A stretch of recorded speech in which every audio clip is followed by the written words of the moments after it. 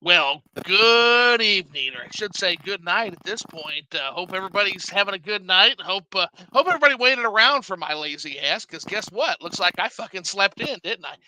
But that's okay, because we got a great show going on for everybody right now. And so what I'm going to be doing is I'm going to be interviewing Mr. Phil1UpCollects. You all know him, you all love him, but Phil, tell everybody, act like they don't know who the fuck you are, and tell them a little bit about yourself, and then we will get rocking and rolling on this baby.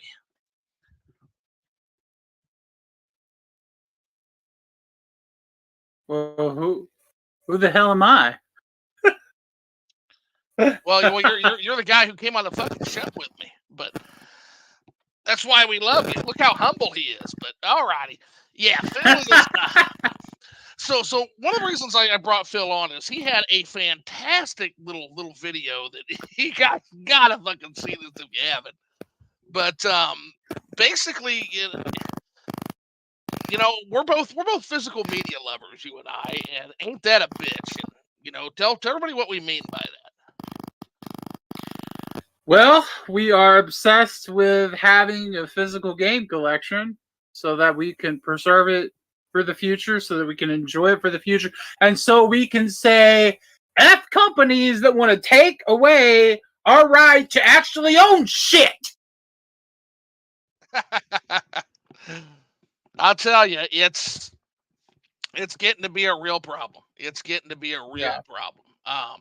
Now I will say it's you know, I'm gonna kind of give everybody a hot take they wouldn't expect. I'm not dreading it as much as a lot of people are, and the reason for that is, and I've had this position the entire time, but if I can't own it, I'm not going to pay for it. So if you know, it's always kind of been this way, this war on, you know, the right to own these things. It kind of goes back to that old saying, you know, kind of a joke saying, it's like you'll own nothing and be happy. But that's kind of what they want in the games industry. Is they want to have their cake and they want to eat it too. They want to be able to control that price. They want everything to be digital, it seems like, and yet at the same time, they continue to put out shittier and shittier products. And something's got to give here. It can't be both. You can't have it to where the products are continuously getting lesser, and then at the same time, you're also waging war on those few customers that are sticking around. And that's what I see it as, is, you know, and I've said this before, and I'll say it again and again and again until I'm blue in the face. An industry that starts to become imperiled will always turn that into a war against their most loyal customers. Why is it a war against their most loyal customers? Because those are the fucking customers that stick around. Because I'm not going to be there. I'm going to be fucking gone. But the people who stick around, the game industry will continue to leverage. So that's my message to you, all these fucking gamers that have Stockholm syndrome and continue to support this industry no matter what they do. That's fine. That's great. Just realize that you will be leveraged in order for this industry to survive. As we disappear, is the more fickle customers and the customers who are not associated, who will not be associated with this, as we go away, they're going to only have you to rely on. And that means they're going to twist your arm further until that arm finally fucking snaps. So I would prefer to avoid that. I would prefer that, you know, as gamers, we start to have some fucking standards that we demand. Mm-hmm. But I don't know. I think a lot of gamers have this Stockholm syndrome. I think a lot of gamers think they're a captive audience. And I think a lot of video gamers just either this isn't a big press, and part of it could just well be that I'm an old man on my hill and this just isn't important to most gamers. But yeah, I see, looking at my niece as she's growing up, when I'm babysitting her, playing with it, she gets all of these toys. Like, she gets everything. She is so damn spoiled. That's why she doesn't mind. She doesn't listen.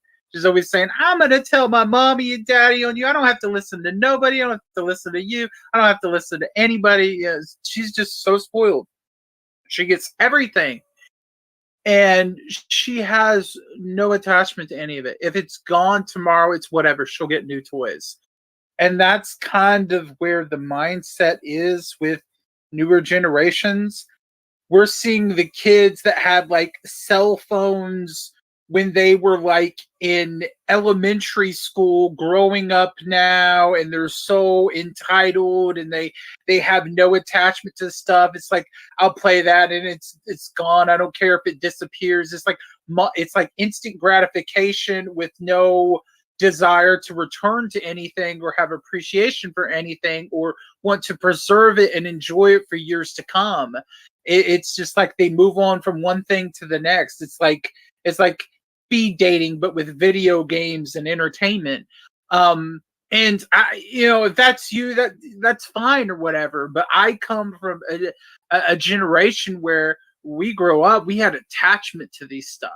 We had attachment. We loved the artwork. We loved the manuals. We loved the cover art. We loved these games and these stories and these characters, and we wanted to revisit them again and again and again and have that to enjoy for years to come.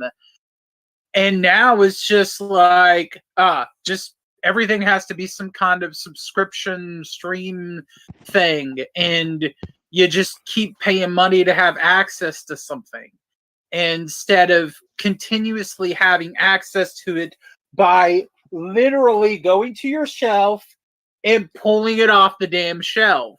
But it's getting to the point where it's really sad. And then you're seeing Best Buy with this announcement that physical movies, 4K, Blu-ray, all that stuff is just going to end in Q1 of next year. So I was like, okay, my ass needs to plop on down and make a rant video, because I wasn't planning on doing anything. And then I saw that and I noticed that I hadn't talked about the Xbox systems. I hadn't talked about the PlayStation 5 revision system. And I was like, okay, we need to cover this stuff because this is important.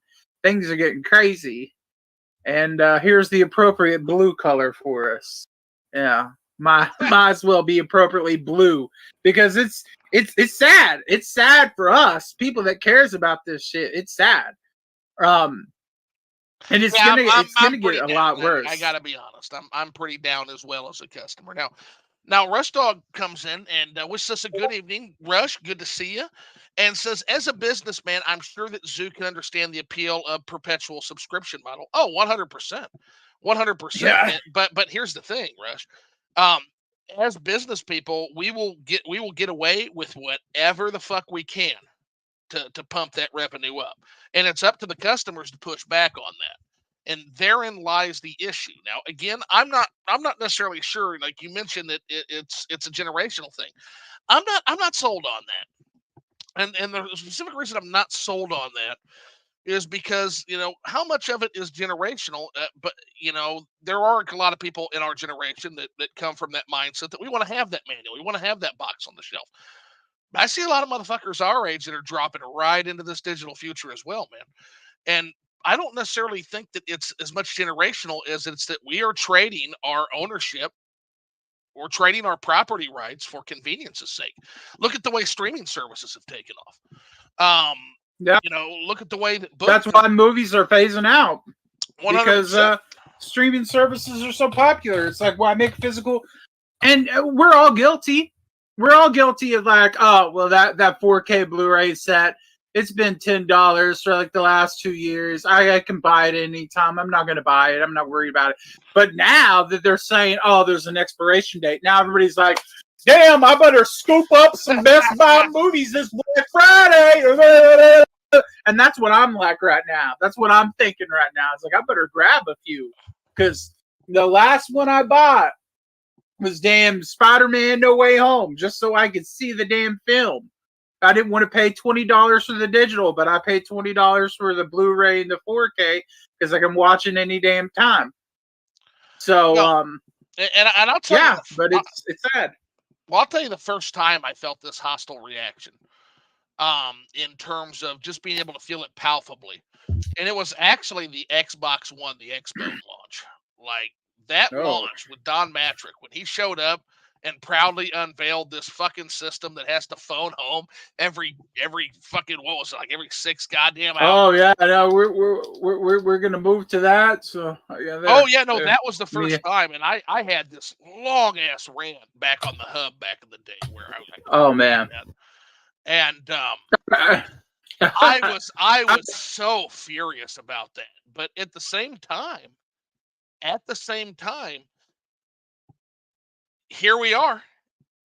Here we are with PlayStation moving forward. I think Nintendo, being the fucking dinosaur that they are, will be the last holdout. But I got to tell you too, man, that they're going to go that way too. Eventually. 100%. Yeah, 100%. I think you can. So I've studied Nintendo for a little bit, so Rush can tell you a little bit about how long I've studied Nintendo. And the future of Nintendo, to me, can always be seen in their software, right? So if you look at their fucking software, that's going to tell you exactly where the hardware is going. So in the waning days of a console cycle, Nintendo will always put out their most experimental titles. So a good example of this is Donkey Kong Jungle Beat with that fucking bongo controls, a fucking bongo Kong that I love so goddamn much.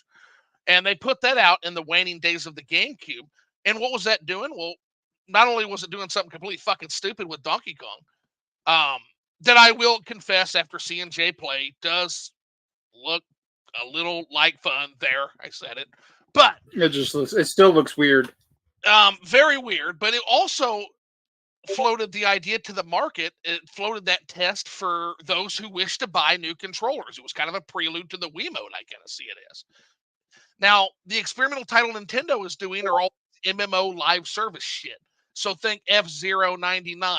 Think the Mario Kart downloadable content. Now, you may think, oh, gee golly, these little games are fun. They make me happy. I subscribe to Nintendo Online service. I love Nintendo service online. But I am actually feared that they actually represent a lot more than that, because I see Nintendo adopting a games as service model moving forward eventually, based on what I'm seeing here. Now, this would explain to me why they're hiring so many more goddamn developers. Nintendo's always been shy on mass hiring. So what's changed? I mean, answer that question. They have one console now. They don't have two. So the fact that they're doubling their development is wild to me. And if you've studied Nintendo, completely out of fucking character, Phil. I think they're taking cues from other companies. And I think that's, to me, everything, and I have this big, long speech. I don't know if we're ready for it right now because it's long.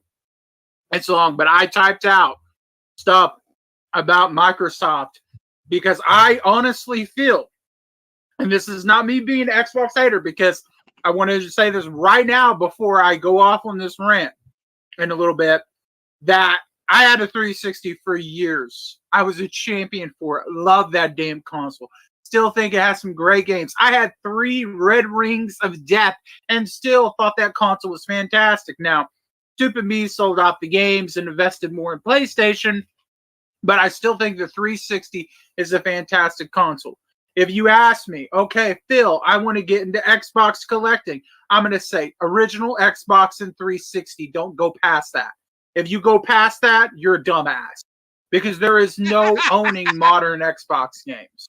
There isn't. They're not really there. They're not really on the disc. They're DRM. There's so much bullshit, and it all stems from Microsoft DNA, and everything that's happening now, Microsoft escalated it. Big ass cupcake in my mouth. Fuck yeah. But yeah, man, I just, Microsoft is really the starter of so many things. And I typed this whole thing up. This is long. I don't know if y'all want to hear me rant this long, but let's do it. It's long, and it says, that's what we're here for. Long form. All right, better take a water, because that was damn, that cupcake is so rich. I'm telling you. What kind of cupcake is that? Was that leftover? It was a lemon, like, gourmet cupcake. It was in a pack of 6 that my mom got for the birthday. God damn. And damn, I icing is like that. Y'all saw me eating that damn ass cupcake. The icing was like that thick, and it was so rich. Well, And don't on choke top on of the being fucking so icing. rich Holy and shit, really yeah. and really soft, like there's filling inside the damn cupcake too. If you haven't already had like a sugar blast in your mouth. Oh my god! All I can Sounds taste is wonderful. lemon frosting right now. So Man, that sounds fire. good, but I feel like I'm gonna die. No, we've Okay. got a gourmet cupcake place actually downtown that I've passed. I've never actually been there, but like they had me at like fucking red velvet cupcakes. It's like, oh shit. Oh my gosh, Yeah, dude! Seriously, I'm go gonna have to there. pop in there. I know. I have to pop in there and you can put me But kind of a take your sugar cone. girlfriend with you, because if you go over there and you don't take her to get a sweet, she will literally murder you in your sleep. Well, She'll be like, see, "How dare you!" yeah, part of it would be how, like, part of it she would want to kick my ass for eating the cupcakes because they're going to be 1,000 fucking calories a piece, and then the other half would be like, how dare you not share this with me because it's fucking red velvet. So that's one of those. That's one of those She'll boyfriend lose she'll losers there, eat man. she'll eat the one you got for her, and then she wants a bite of yours too. 100%. Oh That's god. just how Oh yeah. Like, that's how ladies are. oh I no. want to try yours. It's the same damn cupcake. You don't need to try mine. Eat yours, but I want to try yours. 100%. Hey, I'll just get the burger, no fry, and then hey, you gonna eat those fries? It's like no, and then sure enough, fries plop off my plate on her plate. Like 100 fucking percent. That is classic behavior. 1,000%. But you know, Maybe if you said, she's like, you don't need that cupcake, and you could go, I don't, because you're my cupcake, sweetheart. But I'm still gonna eat oh, this. that's a man. That's a lady killer line there. But that no, she would be like, "What the fuck are you doing?" Like she would know something was up. But alrighty, so what were we on? Oh yeah, fucking Microsoft. Yeah, it's the other Okay. the other terrifying monster in the room. Okay, so y'all ready for this? This is long. This is long. I hope y'all got like 5-10 minutes. This is long. Okay, so here we go. Get me on it. Yeah, we love that. If they watch this fucking show, they're used to long-windedness. Okay, so I typed this out myself. This is long. So here we go. Did you know in the 1990s, the DOJ sued Microsoft over antitrust laws and concerned that they were trying to monopolize the company? That case is a glimpse into what Microsoft as a company really is. Microsoft has never changed their business strategy. They act cool on social media. They have their little talk puppet, Phil Spencer, who I'm embarrassed to share a name with, acting like the cool dad next door. But in reality is that Microsoft wants to rule it all. They do not want healthy competition. They do not want you to own anything that you spend money on. Just look at Xbox One launch, where they embarrassed themselves with sports TV, expecting you to spend money on a device that takes away your control and freedom to game. Sony roasted them with how to let someone borrow a game segment. It was by far one of the greatest E3 moments ever. Microsoft backpedals from this DRM egregious bullshit because their fan base was leaving in droves. So you would think Microsoft learned their lesson. They turned over a new leaf. They're going to do right by their community. Well, you're wrong. All they did was evolve their original strategy into Game Pass. Instead of taking away all of your options and freedoms right from the get-go, they slowly strip it away from you over time without you even realizing it. By getting you invested in Game Pass, thinking it's such a great deal, which on paper it is, they make you choose it over buying physical copies of games. Not to mention, they also make the minimum print size for physical distribution of their games 5 to 10 times more than what Sony and Nintendo acquire. This has been well documented and spoken of online through various social media accounts and game devs, which means they strong-arm devs and publishers to not releasing physical copies of their games and just release it digital, or better yet, on Game Pass instead. They also release games day one on Game Pass, meaning the physical copies are almost pointless. Why pay $70 for a physical copy of a game that really isn't a proper physical copy? Because there's tons of DRM hidden behind the scenes, where the game discs are partial builds of Xbox One and Series X, and you have to go online to download to play it, or it's an Xbox One copy that is disguised as a Series X with packaging, and you still have to download the series version because it's not on its own physical disc. Unlike PlayStation, who has separate physical builds for the PS4 and PS5. The other way Microsoft pushes their shitology onto you is by making their upcoming consoles have no disk drive whatsoever. It's no surprise that Walmart would want to pull out of carrying physical Xbox games because they don't sell. And this is just another way they're trying to kill physical media. Why? So they don't have to pay Sony for Blu-ray anymore? No clue. But what I do know is that Microsoft doesn't give a damn about selling physical games and a console. As soon as they can get Game Pass on everything, they'll probably phase out Xbox consoles too. They only care about getting you locked into Game Pass so you continuously give them a stream of money. They want Game Pass on everything because they want Xbox to be an ecosystem.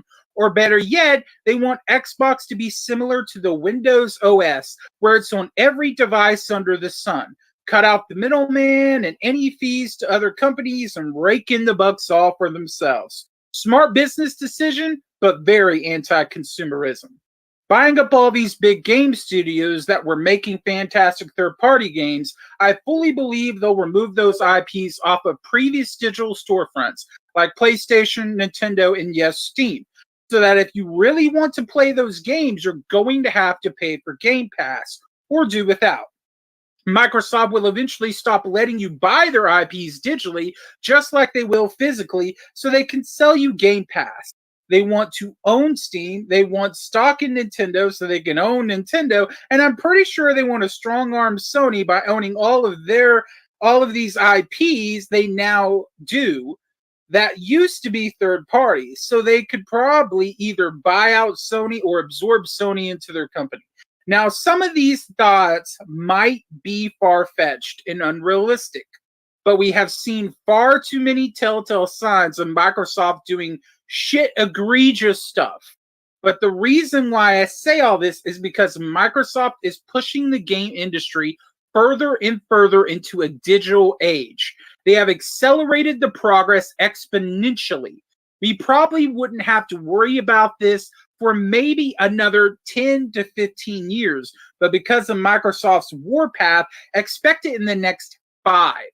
Microsoft has systematically encouraged in the other companies to adopt similar business strategies due to feeling pressure.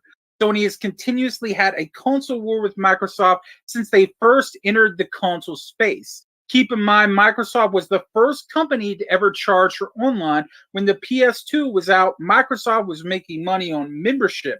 Sony had 2 console generations where they didn't charge for online at all. Microsoft made extra money because they made it mandatory in order to play any of their games online. Sony eventually started doing the same, and Nintendo finally decided to do it too with the Nintendo Switch. These companies may have never thought about charging for online if it wasn't for Microsoft doing it first. Everything Microsoft has done, Sony has done some kind of version of it, and vice versa. Microsoft is doing digital-only consoles.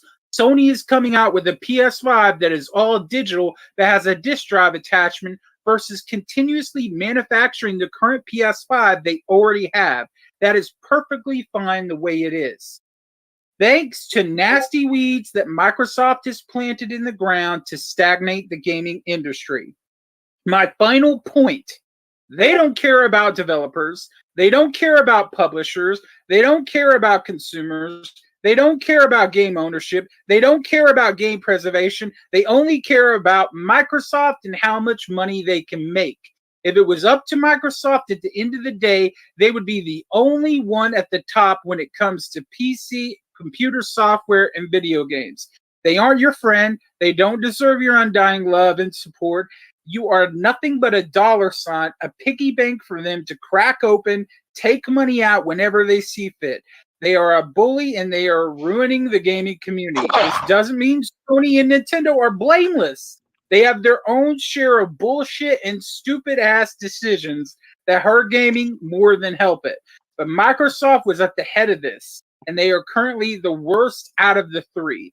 So if we're going to focus on any one particular company, we might as well focus on the big ass enraged elephant in the room that's trampling down on everyone and everything until there's nothing left. And that's my big ass rant for the night. Let me know what you think. Yeah, so thanks, by the way, for reminding me that, because, Microsoft to me is such an uninteresting dullard of a company. It's just not even one that, like, you'll see me occasionally broach Sony as a subject.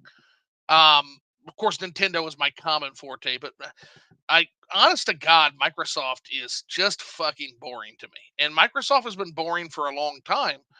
Very sinister in the background, kind of that gray eminence. But essentially, I lost interest in Microsoft the moment that they succeeded. Because the thing is, Microsoft actually won.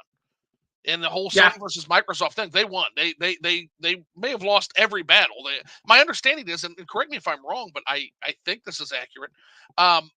I read somewhere that Microsoft has never actually turned a profit. Again, fact check me on that. I'm very curious if that's changed recently. I know it hasn't in the last 2 generations, so maybe it did recently with Games Pass taking off. But my understanding is when you compare the cost associated with the brand to what the brand makes, it's never actually turned a profit. And what that means is that I've been pretty much correct on Microsoft the entire time. And that is the fact that they were never about the games industry. They were a shield initiative for Windows. They were. They are. Yeah, essentially. What I mean by that is that their job was to stop. Ken Kataragi in the PlayStation 2, PlayStation 3 era started talking about how they wanted Sony to basically be a computer or a PC.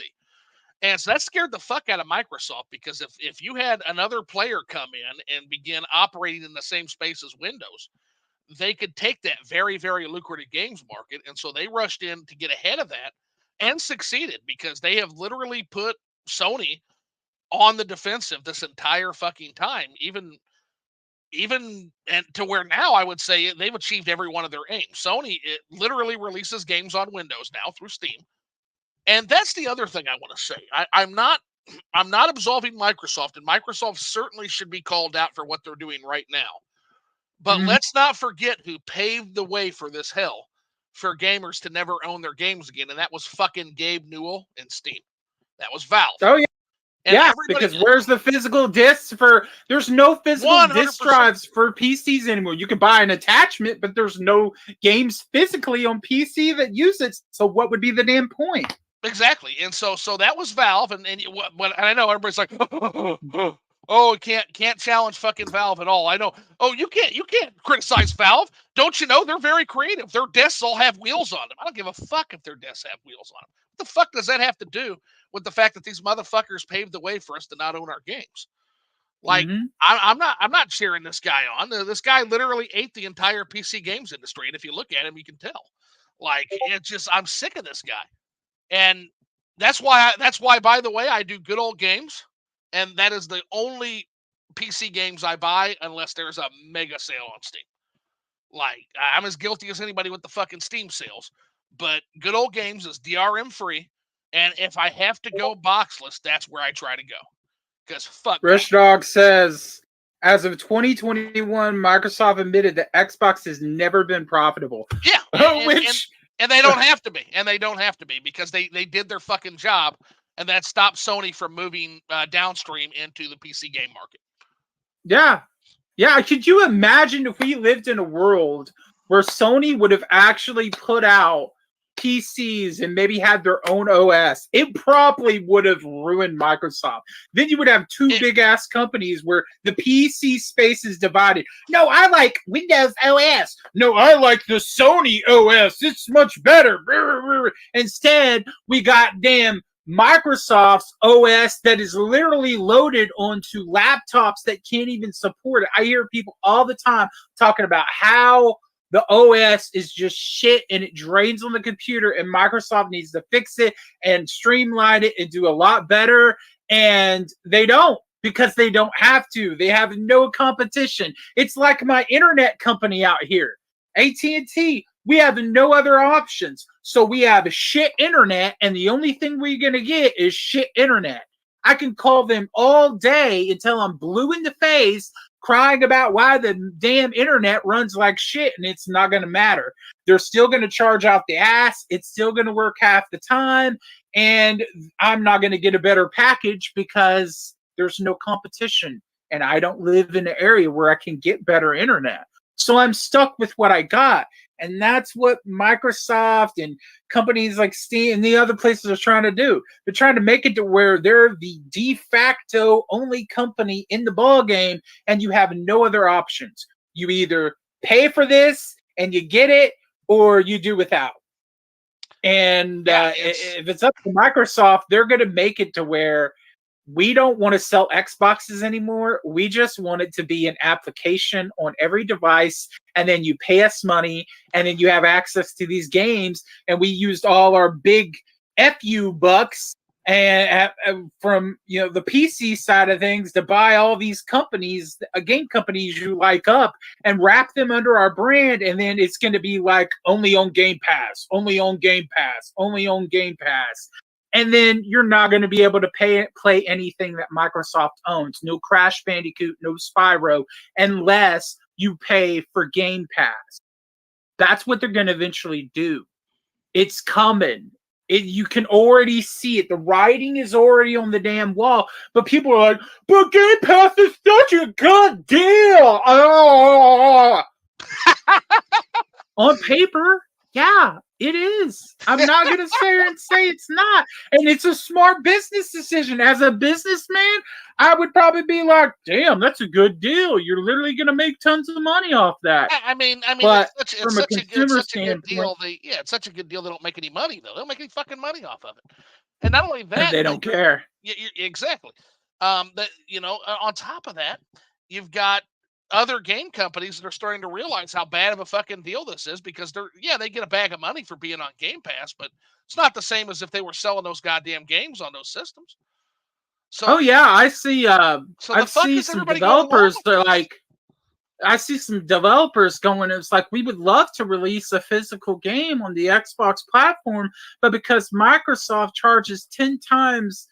More, they require 10 times more for us to make a physical of it. We just can't do it. We don't have that kind of money. And that's another tactic Microsoft does to strong arm developers into only doing a digital release or a Game Pass thing. They don't care. Like, they're not making any profit off Xbox. Xbox is just another means of control for Microsoft. That's 100%. All it is. Yeah, they'll lose money to do it. They do not care about video games or gamers. They don't. They really don't. And I you know what I really hate?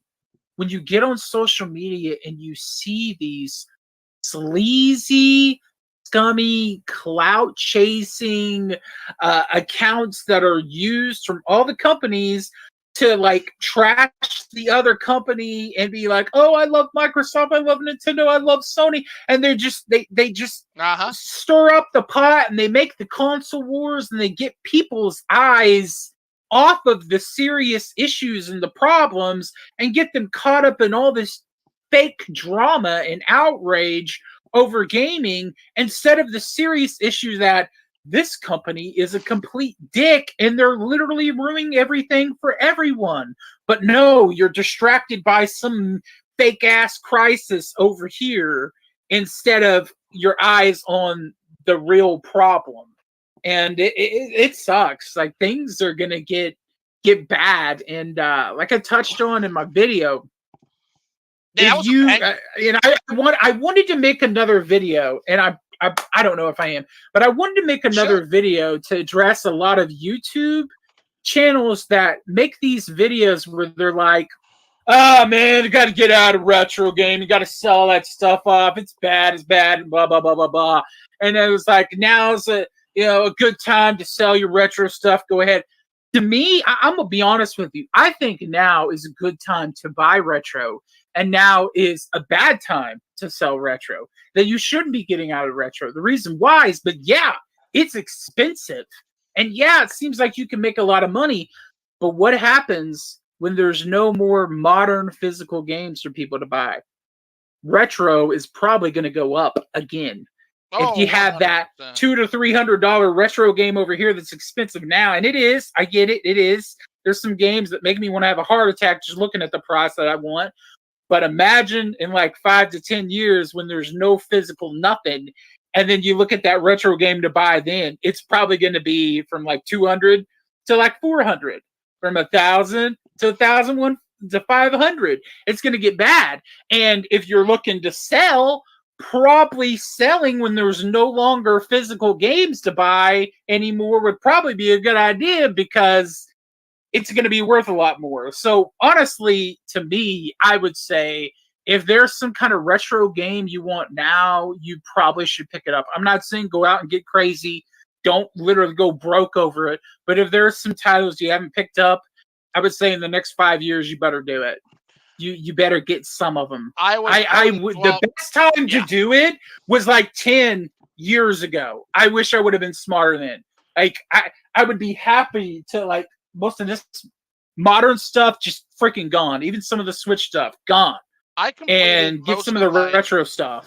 I completed most of my Super Nintendo collection circa 2010. And I'm so fucking glad I completed most of my Genesis, NES, and SNES collection then. Glad you did too, man. Well, not only that, you got these fucking numbnuts sealing their video games in fucking plastic coffins too. So that's not fucking helping either. Like, you got tons of that happening, and that again, the thing about retro games, guys, is they are a very, very limited supply at this point. As time goes on, and time is going to continue. When there's no more modern physicals and there's nothing to distract people with that, people are going to be looking to spend their money when the only option is streaming service, subscription service, which is not ideal. It's not ideal. Yeah, you're going to be like, damn, I just want something to stick on my shelf. Let me go out and buy this like this PS4 game that's now defunct. Well, damn, why is all the PS4 games that were like $10 and the Switch, or now it's like $100 for each one of them, or $50 for each one? What's happening? They used to be dirt cheap, or you go back further and it was like, why is retro games now tripled in price? It's like COVID ×5 or something. And it'd be like, well, that's because we no longer have physical stuff to buy except food. Heck, I'm pretty sure if they could figure out a way to just give us food injections instead of we actually eating, so they don't have to stock stores, they probably would. But like, we're tired of feeding you people. We don't want food rotting in a landfill. Inject yourself with a freaking needle and just feed yourself for a week. Or some crazy ass shit like that. I don't know. I mean... Yeah, no, and Rush says best bang for your buck in retro gaming is the mini consoles, and that brings up another bugbear, which is, I hear this all the time. I hear people, and I actually had these fucking idiots in Twitter that I was going at it with today. I had a post go pretty big for me. Let's see, this thing actually is at last go, and it's still fucking going. Holy fuck! My gosh, read some of it because I haven't seen it. Yeah, 84,000.3 views, 1,200. What the hell did you say? What the fudge? Well, most people. Well, here's the thing: most people agree with it, but I do have a few morons in the chat that don't understand arguments, and they're accusing me of fanboyism. It's like, motherfucker, you don't even know who you're talking to, because ask Rush, ask you, Phil. How often do I go with fucking Nintendo constantly? Like, yeah, you do. Like this is why we enjoy each other's company so much. We can talk as much as we can, because we don't get easily offended by this shit. I'm not a fanboy of anything. I'm a fan of things that I like, but I can be critical of them. When I see something that's shitty or going on, I call it out. I call it like I see it. I could be wrong. I could stick my foot in my mouth. I am the first to say that I stick my foot in my mouth a lot. But it's okay. I'm honest and I'm straightforward. And if I feel like it's wrong, you need to speak up and say Am something I because a there's Switch? too many times 100%. Am I where a Switch fanboy? 100%. I am a Switch fanboy. 100% guilty as fucking charged. But am I a Nintendo fanboy? Absolutely fucking not. Never have been, never will be. I like and support Nintendo when they do things I like. I criticize and I go after them brutally. Yep, absolutely. Yep. The Nintendo Switch is a fantastic system. That's what I'm trying to explain to this guy. And this guy comes in talking about how, well, but Nintendo Switch's output hasn't been that good. It was shit for most of its years except for 2017. And he didn't even bring up 2017. It's just like in 2018 through 2020, Nintendo Switch output was shit, bro. And I'm like, okay, well, disagree. Gonna have to disagree. You got Smash Brothers Ultimate. You got fucking Animal Crossing, New Horizons. Massive selling games. You got Ring Fit Adventure came out in that period. Luigi's Mansion 3 came out in that period. You've got all kinds of banger games that came out in that period. Not to mention the fact that you can shit on and make fun of ports all you want. I didn't have a lot of these systems or didn't play a lot of these systems.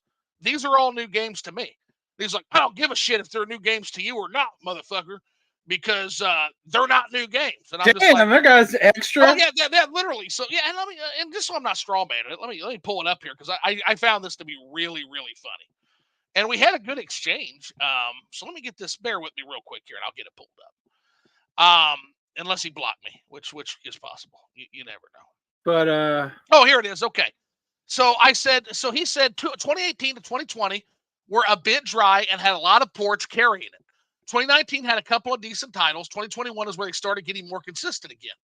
I said disagree on 2018, 2019. I said 2018 gave me Smash Ultimate, tons of solid ports. This being my first Nintendo system since the Wii, it was all new to me. 2019 gave us Fire Emblem 3 Houses, Luigi's Mansion 3, and Pokemon Sword Shield. 2020 was rough, but compared to what? PlayStation 5 and Series X didn't have shit zilch as well. That's what I said. And so I get Smash Ultimate released in December 2018. I don't give a shit if all the ports were new to you. Doesn't make my statement false. And I'm like, what? Like, why are you coming to me like this? I'm like, wasn't a downgrade to me. At least Smash was played. Last Smash I played was Smash Brawl. Laugh out loud. I said, I don't give a shit that you don't give a shit. And I never said your statement was false. I said I disagreed. Chill out, Fonzie. It's not that big a deal. And then he comes back and says, read what I said again. Years 2018 for Nintendo was a huge downgrade compared to 2017. I said there's not shit in that original OG statement you made. There's not shit in there comparing 2017 to 2018. I'm not the one who needs to read. We disagree on a video game opinion. Are we done, or are you going to keep being an internet weirdo? And see, this is what goes back to like all these shit stirring accounts. It's like it tries to get people upset and get their mind on other things instead of actually talking about like real shit that's going on that's right in front of your face. Like, and one thing I will say about Nintendo fans is it's like they all have memory loss or something because they either are so forgiving of Nintendo as long as they get a new game or a new Zelda or whatever, but they don't hold Nintendo to any of the bullshit they do. So let's just talk about some of the bullshit they did with the Wii U when the Wii U was in. I remember Nintendo said that the Wii U would continue for a few more years. It wasn't done yet. It had some games coming out for it. And that the Wii U version of Breath of the Wild would release on it before Switch, but that didn't happen. It did not happen. Well, yeah, man, but you gotta see the acumen behind that. That system was fucking. That system was gone, man. I know, but like for the people that had the Wii U, it's like that's so bullshit, and people the fans forget that. And honestly, well, I don't like forgive it. And it really did suck for dedicated Wii U owners because the game Breath of the Wild, it was originally built for the Wii U. The Switch is a port. Now I'm pretty sure they fixed whatever, and I don't think the Wii U got the DLC at all. But if you're playing those natively, like back then, day one when you first picked them up, Like the Wii U one was looking way better, and the visuals better, the frame rate was better, everything looked better Makes on sense the since it Wii was a U port, yeah. compared to the Switch. Now I'm pretty sure with the patch and the DLC or whatever, most of that's probably been taken care of. But still, like that was a Wii U game, and it didn't even get to launch on the Wii U when it was ready. No, Because they were like, no, we want all the sales for the Switch. We don't want people buying on the Wii well, U. and We'll the release problem, them the same day. the problem is you told your customers that publicly. I'll Yeah, never forget they should Miyamoto. have said that. Yeah, I'll never forget Miyamoto saying Pikmin 3 is coming, for example, and that was on the Nintendo Wii actually. And then, and again, Pikmin is tiny fucking potatoes and has been until very recently, so not a huge deal. But if you're a Pikmin fan, and let's say there are the 5 fucking people who bought a Wii for that Pikmin game, and then that Pikmin game doesn't show up, yeah, that's horseshit, man. That's complete horseshit. Now, with the Wii U, I'm gonna give a hot take here. I'm gonna give a nuclear hot take that a lot of people aren't gonna like. It's gonna be seen as anti-consumer, but to me, it's just common fucking sense. Is everybody ready for it? That's what you get for buying a Wii U in the first place. The writing to me was on the fucking wall before that goddamn thing launched. Oh, gosh. And Rush can confirm I talked about this. I said that was going to be a big fat fucking failure. You know, that was my first stance on it because it was anti-disruptive innovation. It was anti-blue ocean strategy. They started talking about this weirdo fucking mission of bringing gamers together, like that's their fucking job as a company. Instead of talking about, you know, disruptive innovation, blue ocean strategy. So my first stance on the Wii U was this is going to be a fucking disaster. Then they announced a 2D Mario was going to be launching with it, and then I'm like, oh, okay. Well, if there's a 2D Mario game coming, that's the mother of all killer apps. That has never. If the 2D Mario game is good, hint hint. If the 2D Mario game was good, then maybe this sells. And so I kind of turned a little bit better toward the Wii U and said, let's see what this Mario game does. And then I played New Super Mario Brothers U. It was the same goddamn bop bop music. It was the same goddamn Plains World, Fire World, Ice World. No fucking creativity. Same fucking 5-minute long goddamn levels that took too much goddamn time. Too much easy game. The moment I played that, I'm like, okay, on one hand, this is probably the most cohesive 2D Mario ever to be released. But on the other hand, this does absolutely not a goddamn thing. It does everything I said that Nintendo could only do once. And that was on New Super Mario Brothers Wii. I said, this is fantastic. But Nintendo can only get away with this retreading of this shit one time because it's been 18 goddamn years since the last 2D Mario game. If you fucking do this again, it's not gonna float. It's not gonna fly. And I'll be damned if that game went for the first time in 2D Mario history and literally didn't sell consoles. Could not overcome that console hurdle. So if you were listening to me, which there was like 5 fucking people back in those days, you never would have bought a Wii U, and I would have saved you a lot of heart. I always say the problem with the Wii U is that it didn't come out in the place of the Wii. The Wii U is what the Wii. The Wii U is what the Wii should have been. I think that's what I'm trying to say. I'm saying is like the Wii U. The Wii U should have came out where the Wii came out, because if the Wii U would have came out then, people would have been like, "Oh my gosh, the graphics are so good, this gameplay is so cool." Like, no, they would have not bought it. Would like imagine if it would have came out in this place, and all of the games that the Wii had would have been on the Wii U, but then it would have looked better because they were Wii U games. You see what I'm saying? That's what I'm saying. I'm saying if the console would have came out, like instead, like if the Wii U was totally replaced by, if the Wii U totally replaced the Wii, things probably would have been different. I get what you're saying. The fact is they tried to follow up with with this console. It's like, it's the Wii U, and people are like, what the hell is this? Is this is it like a second one? Is it an attachment to the Wii? We don't know what the hell this is. It uses the same like remotes or whatever, and like poor marketing, and then just other decisions, and they didn't bring out any games. The ultimate problem with the Wii U, as it is, and I know people don't want to hear this. I know this is a bitter fucking pill to swallow, especially for people on the Switch who are like, yeah, I love Wii U games. Yeah, you love Wii U games so much you didn't buy the fucking Wii U, did you? Yeah, you bought a Switch because of Switch software. But the point, I got the Wii U right there. Well, cool. You're one of what, 12 million people? Congratulations. But the point being is, this is an impossibility because you got to keep in mind what was going on.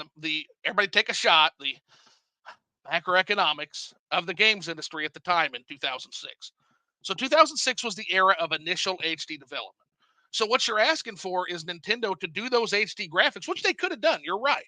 They absolutely could have jumped in and done those high-end HD graphics, just like the rest of the games industry, and done the Wii U then. They would have been on par. Now, let's look at the pros of that.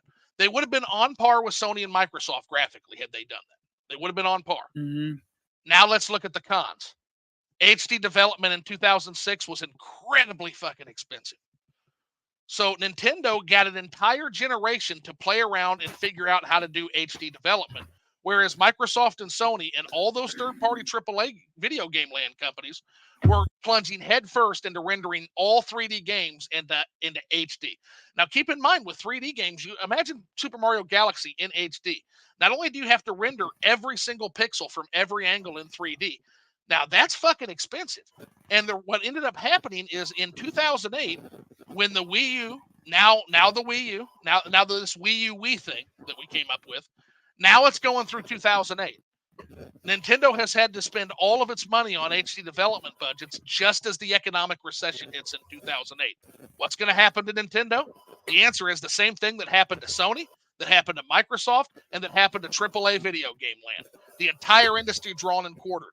250 developers going out of business. Hundreds of thousands of game developers losing their jobs, and now Nintendo is involved too. If you take the Nintendo Wii out of the equation in this era, the macroeconomics of video games decline massively. They take a huge, massive hit on itself. The concern with the Wii U is now you've got that high-end graphics you're paying for, and now you've got a direction, because the Wii U is not just a result of graphical technology. The Wii U is a result of a business ideology that is absolutely antithetical to the Wii. So you say that, yeah, we could have had the Wii U games in that era and the Wii games. I'm here to tell you that the company that started pushing this bizarre make gamers play together ideology and abandoned Blue Ocean and disruptive innovation strategy would never have come up with Wii Sports, would never have come up with Wii Fit. They never would have come up with New Super Mario Brothers Wii, or thought that was a good idea.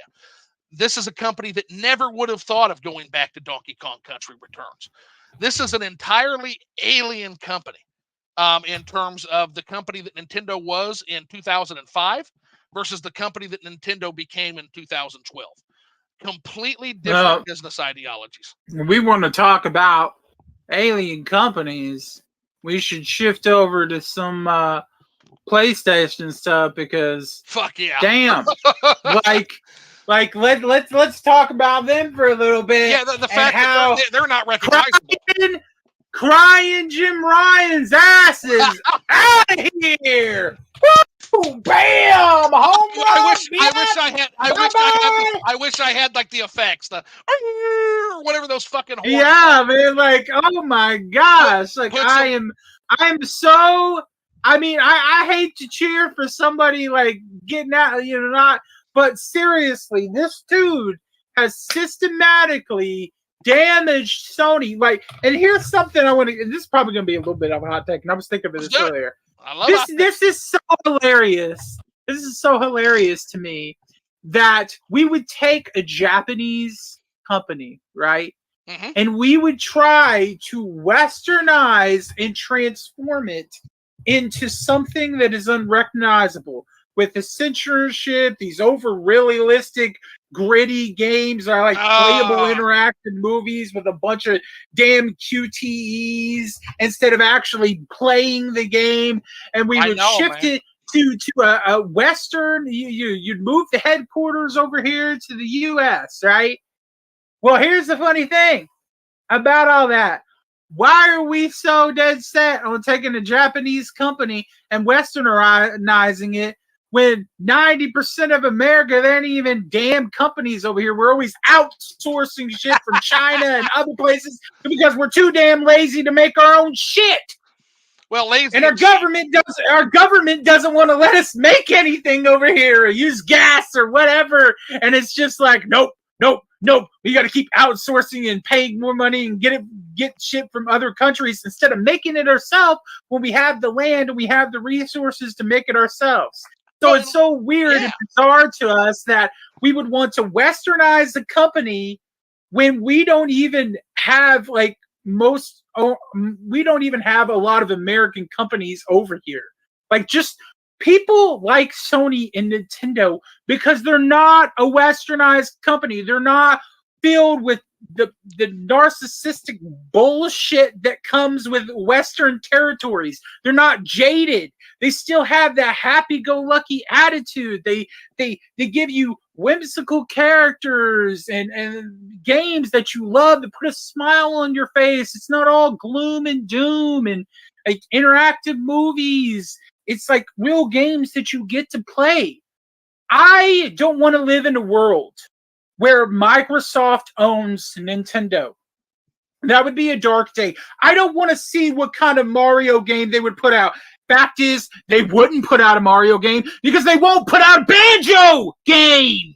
Well, And the they're last. probably not going to do anything with Crash or Spyro either. They're going to bury them into the dirt and let them rot with E.T., Atari cartridges, and Superman 64. That's what's really probably going to happen. Well, I'll tell you, man. But Yeah, but it's like I hope that we can get Sony back to its Japanese roots, that we can get some Japanese games and IPs in there. We can revitalize what they had with the PS1 and PS2 and make Sony great again.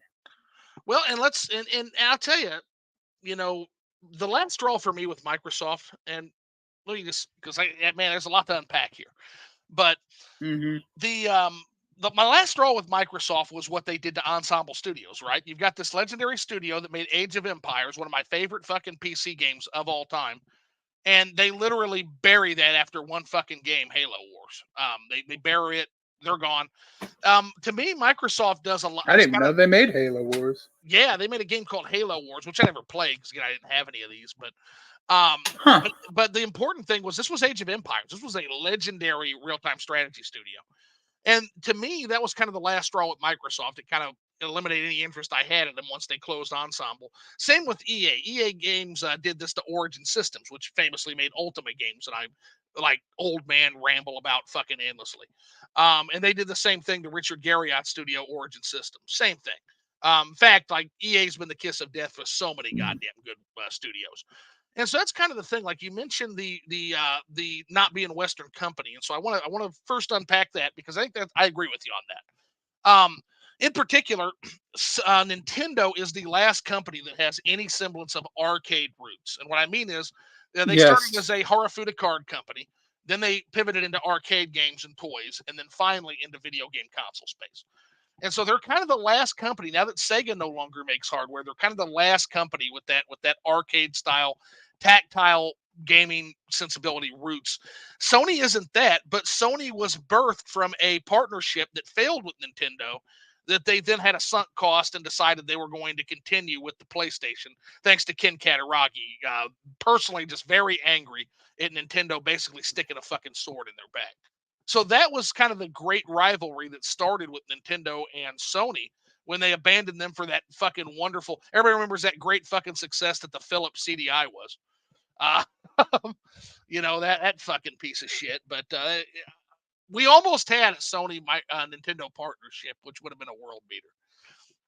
The last thing I want to touch on is you mentioned like the outsourcing and things of that nature. And, one of the things that I will point out to people, you mentioned, we've got all the shit here. And look at what happened in the pandemic when we couldn't even manufacture our own fucking medicine, our own beds. There was so much that pandemic absolutely laid bare our lack of infrastructure and our lack of supply chain here, and kind of gave way to this idea of what the future supply chain would look like. And to kind of take people back, I'm going to take people on a little bit of a business journey, so forgive me. It's my old man rant time, I guess. Back in this all started with an innovation that a lot of not people are familiar with. They don't think about it a lot, but it revolutionized the way that they live in this world. And that was the compartmentalized cart.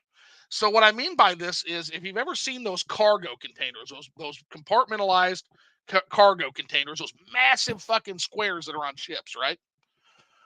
Somebody developed around the 1940s and 50s. Somebody developed the way for that cart. And so what happens is these giant fucking things that go on barges, these giant cargo containers, break down into train carts that can be loaded right onto a train. And those train carts break down into several smaller cargo containers that become a semi-tractor trailer hitched up. And so that cargo container that breaks down into various sizes became the impetus to change the way we do supply chains. Because what it did is, once we got that compartmentalized cargo container, that blew the lid off the ability to basically manufacture products and ship products anywhere. So before that, you had very localized economies that would serve that area with factories surrounding that localized economy. With the advent of the cargo container, now you can make a product wherever it's cheapest and ship it into wherever you need it to, and it's actually cheaper than manufacturing locally. So the entire paradigm on supply chain shifted, and facility layout, it all shifted. And that was back in about the 1940s and 50s is when this occurred, right? Now, from there, it's easy to see what happened as we now have, let's say, one automobile, and it might have parts made in Mexico. There might be another part made in Detroit. There might be other parts made in Taiwan or China. But basically, the hundreds and hundreds of parts that go into this automobile, thanks to the cargo container, can be made wherever they're cheapest and wherever it's most lucrative to do it. It might be cheap. It might be cheaper for the company to manufacture an engine, for example, in Detroit, since the weight of that, shipping those might be a little expensive. But then let's say an alternator would be from Mexico, and your smaller parts, like your fuses, would come from China. So you pair the cheap shipping prices with the smaller parts, and you pair the larger, heavier items that are more expensive to ship, you keep those more locally.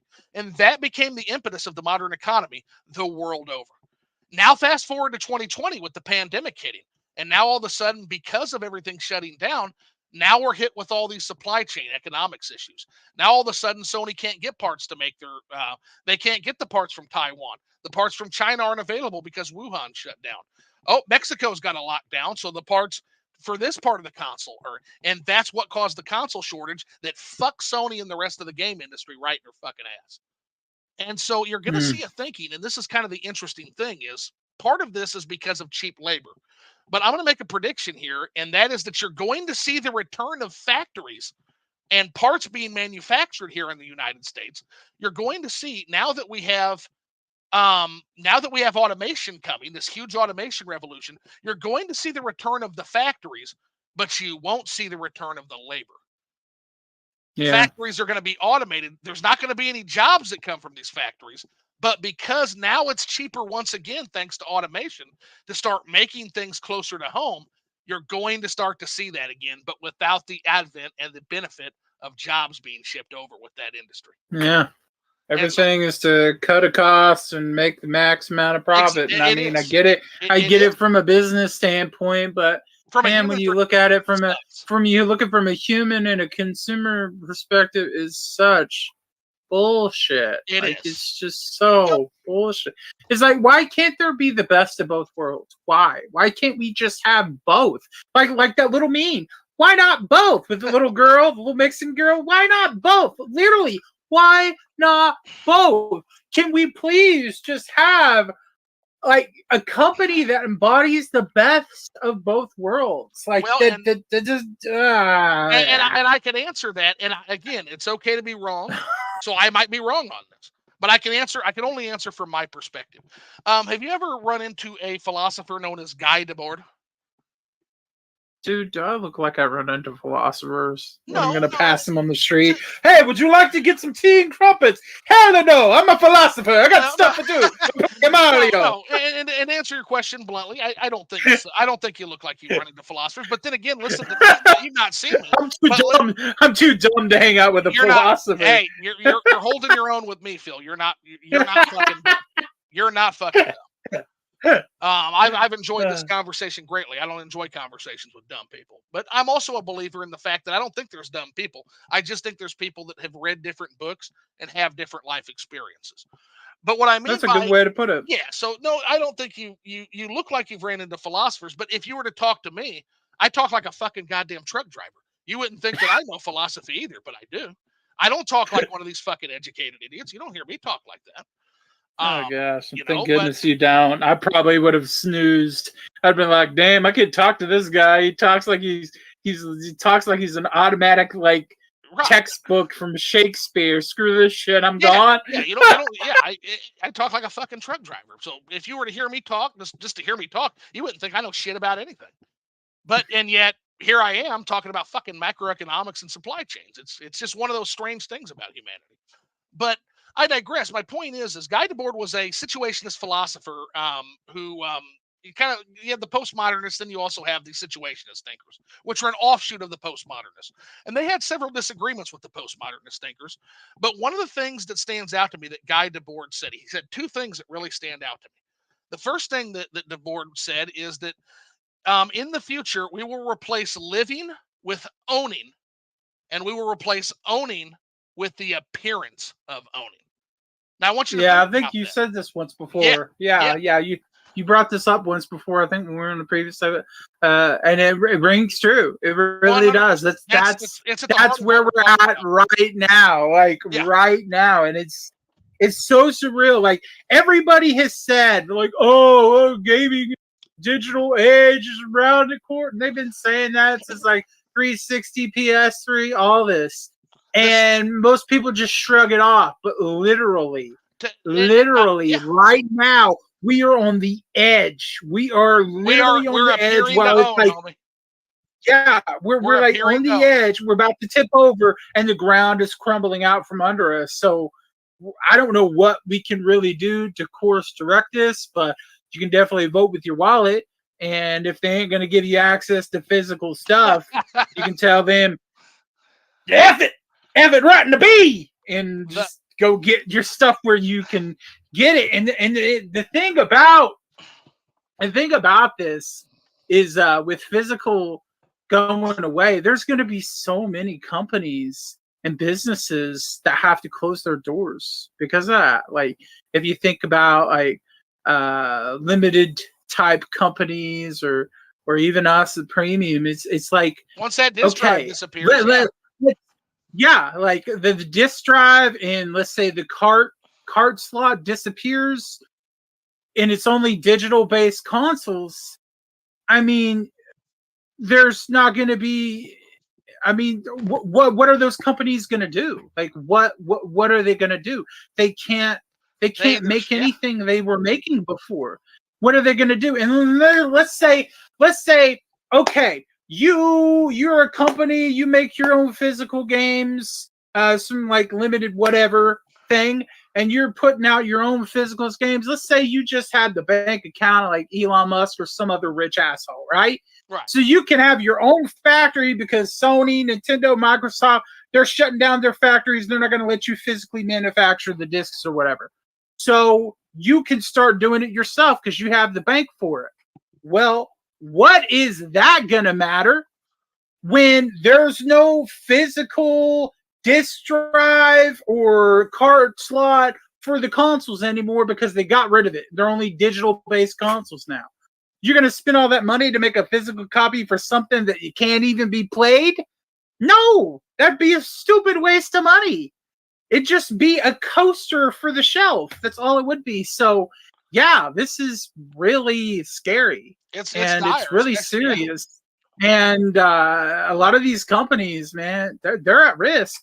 And we gotta course correct this like ASAP. So there's two things I can see happening for you guys. Okay. So the first one, Yeah. and again, this is just me looking in, and this is not business advice. Please note that I have to give that because I'm not being paid to consult with you guys. This is not business advice. This is just the way I kind of see the pivot of limited companies going. So again, please do not take this as We're business. not. I just want a disclaimer. We're not a limited company, but still, Not a we limited company. release Correct. physical games. Yes. Publishers. So the any first, publisher, really, any company that's going to release physical games, this is directed at you. So right. So pay first attention. and foremost, the first thing you can do is it could be that you rely on post industry console manufacturers like Analog. That's not ideal. Yeah. That's not where they can make games that have the distro. Or partnership with like Evercade, Yep, or, Evercade, yep. or what we've already been doing. We've been releasing aftermarket NES type official releases. There's the people. other. Yep. And yeah, there's the other way you can pivot, which is fuck these new systems. We're not going to support. You don't support us. We're not going to support you.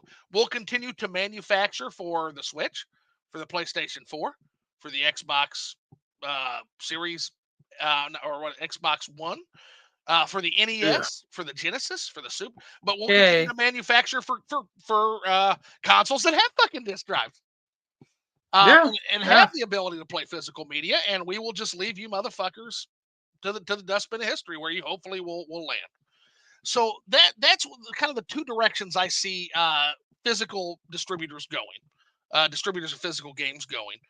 Now, to follow up on that other Guide to Board thought, and to answer your question more fully, the second thing Guide to Board said in Society of the Spectacle is that the point of any currency is actually not being rich.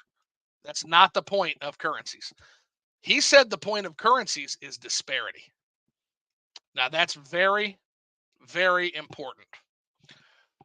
What he means by that is that the wealth is incidental in any economy. The true currency is power. And so what is the point of being rich if everybody's rich? If there's no disparity between rich and poor, what the fuck's the point of being rich? And so in order to have rich mean anything, and in order for wealth to conflate to power, you have to have poor. And so there is a deliberate attempt with economies to make people poor. In fact, a majority of people poor because it's the only way that money has any value at all. Yeah, I mean that makes a lot of sense. Now he may be you wrong. Can even correlate. You can even correlate. I think that makes a lot of sense. I don't think he is. Correlate. You can even correlate this to when it comes to being a content creator. So many people, a lot of these kids on TikTok and YouTube short, all that, they have tunnel vision where they think they're going to be a internet celebrity who can make a bunch of money putting out a damn video. No, you can't. Realistically, unless you were making content on YouTube the day that some bitch opened up, you ain't gonna be massively famous. You might get some subs and some subscribers. Maybe you'll be lucky enough to get 5,000, 10,000, something like that. But you are not going to be getting millions upon hundreds of thousands of subs. You just ain't. The time of that happening is gone. There is a massive, endless sea of people trying to make content, just like Zoo, just like me, just like you. 100%. You are not going to be a massive celebrity. You can think that, and I'm not trying to kill your buzz and tell you to stop doing it. That's not what I'm saying. I'm just saying be realistic. Because if you're not realistic, when you finally feel the burnout, when you finally feel the sting, it's going to hurt. That some bitch going to hurt so damn bad. And you are going to feel like an epic failure. So Well, just make content you love and enjoy, and don't be a slave to algorithm. Don't feel like you got to put something out all the damn time. Do it when you feel like it. That's what I've been doing, because there's been too much shit on my plate to push out video after video after video. And I got stuff I wanted to do for everybody. 100%. I got videos that I want to roll out, but I'll do them when I'm damn and good ready to do them. And if you don't like it, well, there's a bunch of other people you can watch. That's all I got to say, because I'm busy with shit. Yeah, I got stuff to do. So keep it 100, and that's the thing. Like that's the thing, man. And I try to explain that. Like so many people, it's like, oh, I'm gonna get on here and I'm gonna change the fucking world. You're a fucking YouTubers. We're fucking YouTubers. We're not gonna change goddamn shit. But yeah, save the fucking world. Like what the fuck? But point being is like the only one that's gonna be saving the world is Scott Pilgrim. Yeah, damn, I can't wait to watch that anime. Scott Pilgrim can't fucking do it. Then, oh yeah, that is coming. Fuck yeah, but yeah, point I was gonna make. I don't goddamn Netflix anymore because those assholes at Netflix decided families can't share accounts. That's okay. Ooh, it's like, I swear, it's like I swear, it's like everybody wants me to become the Hulk. Well, one day it's gonna happen, and when it does, everybody better look out. They won't like you when you're angry. No, they ain't gonna like me when I'm angry and hungry. I might be hangry. I might have to have like pizza in my mouth while I'm punching people. I'm like, oh, take that, Phil Spencer. Get the hell out of my way. I'm mean and green. The way I view content creation, honestly, and I'm shocked at what am I at, like? I think I'm at like fucking 80 subs, which is crazy. I never would have fucking even imagined that, because I view content creation as honestly like a giant shit post. You know, basically it's like whatever comes to my fucking mind. So it's like, okay, let's do a Space for the Unbound this weekend. Let's get this review done this weekend. Or, hey, just like tonight, I contacted you. I'm like, hey, want to come on Liquored Up? Like literally like a few hours ago. I'm like, hey, want to come on Liquored Up? You're like, yeah, let's do it. I didn't even know I was going to do it. And then I just sat there and I was thinking, I was like, damn, I got a lot of shit to say. We're doing it tonight. That's how I roll. And that's why, and is that ever going to be a 1 million sub channel? No, because in order to be a 1 million sub channel, you literally have to have like a schedule for content. But the other thing I want to point out to people who are down on their success, or people that I want to point out this way, and this has kind of always been useful to me. There's a couple of content creators I talk to. Now I talk to all you guys. We're down here in the trenches. We're workhorsing it. But I talk to a couple of channels that are at like 100K to 500K. And I have one channel I talk to that is at 1 million subs, right? And I can tell you from experience that like the way they break it down to me, and it's just, my message is just to stay fucking humble. And here's why. So I've got one channel I talk to that does video content and live streaming, right? This is a channel in the 100K subs. Okay. Now, if you look at the amount of people that watched videos on a 100K sub channel, it's like 15,000 people. If you look at that 1 million sub channel, the people that watch the videos is around 100,000, 150,000 on average. That's like 10%. That's like 10 to 13% of your user base. Yeah. When they live stream, so the 1 million sub live streams and the 100K style sub live streams, when they live stream, one channel has about 3,000, the 1 million sub. The 100,000 sub has about 300 people. So now you're at 3%. So the goal of YouTube is not subscribers. The goal of YouTube is to find your core of fucking people that love the fuck out of what you do. No matter how. I know. That's kind of hard to hide. Because I'm hard to love. I don't know. How many of y'all want to see my weird ass like do a bunch of weird ass shit? I mean, I guess. What's the same thing with me? I don't even put my fucking face out there. I'm the strange internet ghost, as this one dickhead on Twitter told me. Well, you said ghost. Where's my damn ghost face? Yeah. I'm a strange internet ghost, is what I and that's what I do to trolls. I just take them and make content out of them. I'm like, I'm gonna put a collar on you and keep you as a fucking pet, and hopefully you can produce more for me, because that now goes on my tag. Zoo is gonna start making his own his sauce for like steaks and like just all-purpose sauce and seasoning, and it's gonna be called Zoo's Troll, and then he's gonna come out with his own soup, like canned soup. It's gonna be like Zoo's Troll Soup or something. Well, it's just a soup for trolls, and all the letter. It's gonna be alphabet soup, and all the soup is gonna have is like just the letter troll. They're only gonna have letters in it where it spells troll. Well, like I told this They're gonna one, be like in. I told this one dickweed, it's like, come on, why don't you come on the channel? Yeah, you talk all this shit on Twitter. Why don't you come on the show, bitch? Come on here and we'll talk. And I'll mirror energy. So if you're civil, I'll be civil. But yeah, if you want to get into blood sports territory, let's fucking go. Let's do it, dude. Like, come on the show. I'll tear your fucking ass to pieces, man. Like, I don't mind doing it. Ain't nobody in my audience ever seen blood sports. If that ever happens, if one of your trolls actually come on sometime, you gotta let me know of that one. Like, hey, tonight. Like, hey, tonight is the one you need to watch. Watch this episode. Yeah. Come on the show. Any of my trolls, I'll talk to fucking anybody, man. Whether I love you or whether I hate you, I'll give you a platform. I'll fucking talk to you. I got 70 to 80 fucking YouTube subscribers. What the fuck do I have to lose? Get your ass on here. Instead of crying Mandy is right. That would be very interesting. Well, yeah, Zoo versus troll. Yeah, instead of crying like a fucking bitch for like 3 days at me on Twitter, like you've been crying for fucking 2 weeks at me. No, here I am. I brought you on the stream. Here I am now, so you can suck my dick. Go ahead, open your mouth, bitch. Like say I just man, people's allegiance to brands and console, I just don't understand it. I really don't. It's like, you do realize it's a company, right? That sole purpose is to crack you open like a damn penny bank and pull your money out.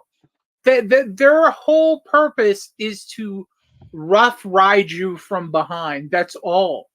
Like, so instead of being a corporate shill or a loyalist to this brand, this entity that doesn't even know you're alive, why don't you just support things you generally love and like, and the things that you don't like, you say F you. Exactly. That's all you got to do. Again, it's simple.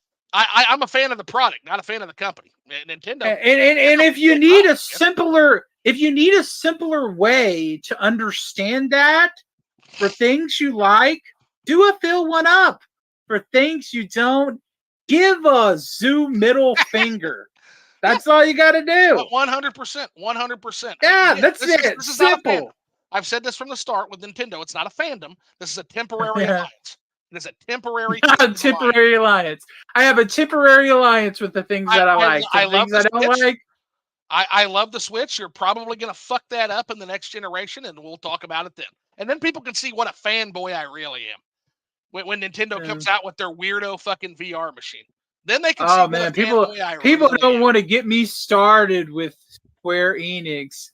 Oh man, I could talk to you about their egregious bullshit with their merchandise. Why the hell are there friggin' action figures like almost $200 for a 6-inch figure? Well, that doesn't even come with any accessories. What the hell is? And then it's exclusive to the store, and you have to pay like $15 and shit. Like, F you, Square Enix. Yeah, but y'all inflated collector's editions and bullshit full of papers and like, hell no, I don't. Man, there's so much stuff is so stupid. I don't understand. Part of this is salt on my end because I don't get to have the cool figures. I'm not allowed to have those in the house. But so take this with a grain of salt. It's not that I don't want to have some of these cool figures. It's that I literally can't. But that's y'all's fault. And what the fuck is the appeal of having all these fucking toys in a grown ass house? I guess I don't understand that. But part of the reason I don't understand that isn't because you guys are wrong. It's just because I don't get to have the cool ass toys in the house. So part of it is salt, and part of it is literally bafflement that we're a bunch of adults and we have toys around our house. Like, what is going on? Okay, I'll tell you what, Sue. Okay. Then we can make an underground facility for our collectibles and games, and then your girlfriend doesn't know about it, and then we just push some kind of code. Maybe the code will be pro or bitch ass or something to get into the facility, and then we get under there, and then we just have all our shit. Just do the it'd be the Konami code. And she'll never get it. Or maybe it'd be the password would be crying Jim Ryan, and then you just enter. Yeah, she might get that one because you heard me say "lying, crying Jim Ryan" a million times. But she'd never get the Konami code. Yeah, Zoo does need a man cave, 100%. Fucking 100%. Like, Did you see what Mandy said? She said, like I it also got, have a it got her personal workout room. vendetta against Square Enix. I want to hear about Mandy's vendetta against Square Enix. I need to know. Mandy and Tony I need to come know. on, and we always joke that when Mandy and Tony come on, or maybe I have one of them on each, I think that's probably honestly better, because if I have Mandy and Tony on, Mandy's going to be trying to talk, and me and Tony are going to be like old man philosophizing, with her trying to get a fucking word in edgewise. So we can do that. She'll probably just play Grandia battle music when she wants to. Yeah, like when she wants to talk, she'll be like, "Shut up! I'm playing Grandia music. It means I get to talk now. It's battle music. You want to fight me? Yeah, let me talk." We would need some kind of a shut up word for sure. 100%, because that's gonna be. I mean, God, I'm looking forward to that. I'm also like half dreading it for the listeners, because that is going to go deep, and that is going to be like a 6-hour affair. I'm pretty sure he's probably like us, where he talks like forever.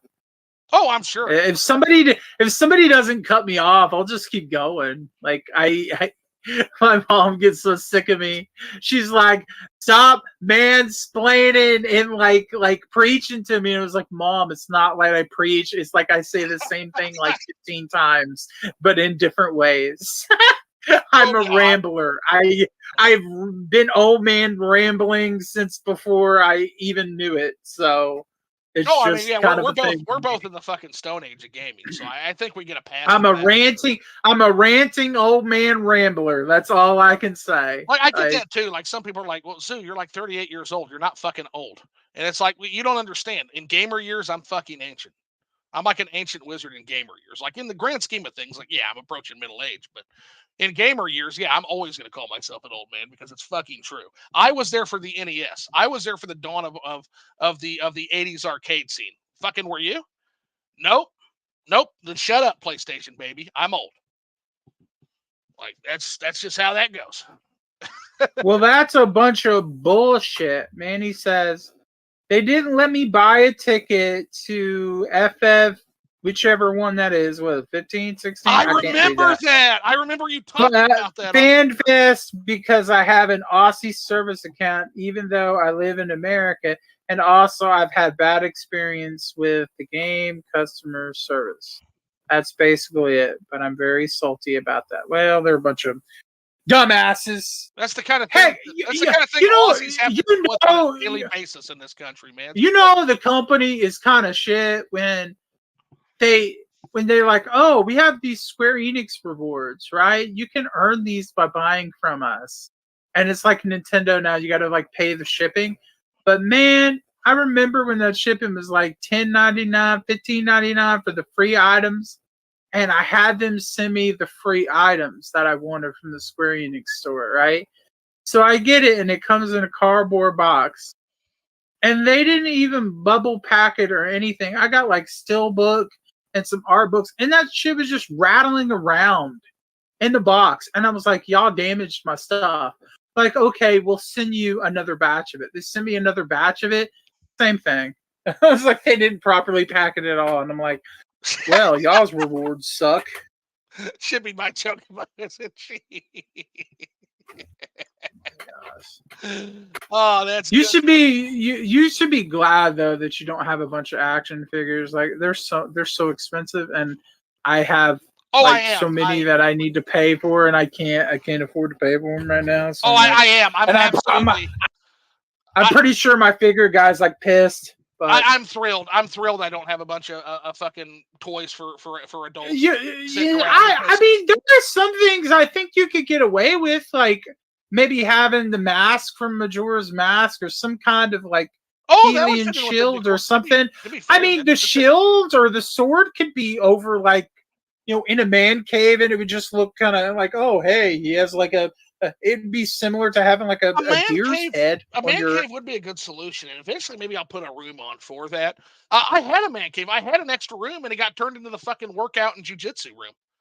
I'm like, fuck. Like, even if it's like, damn. Well, that's why you need the sword for jiu-jitsu shit.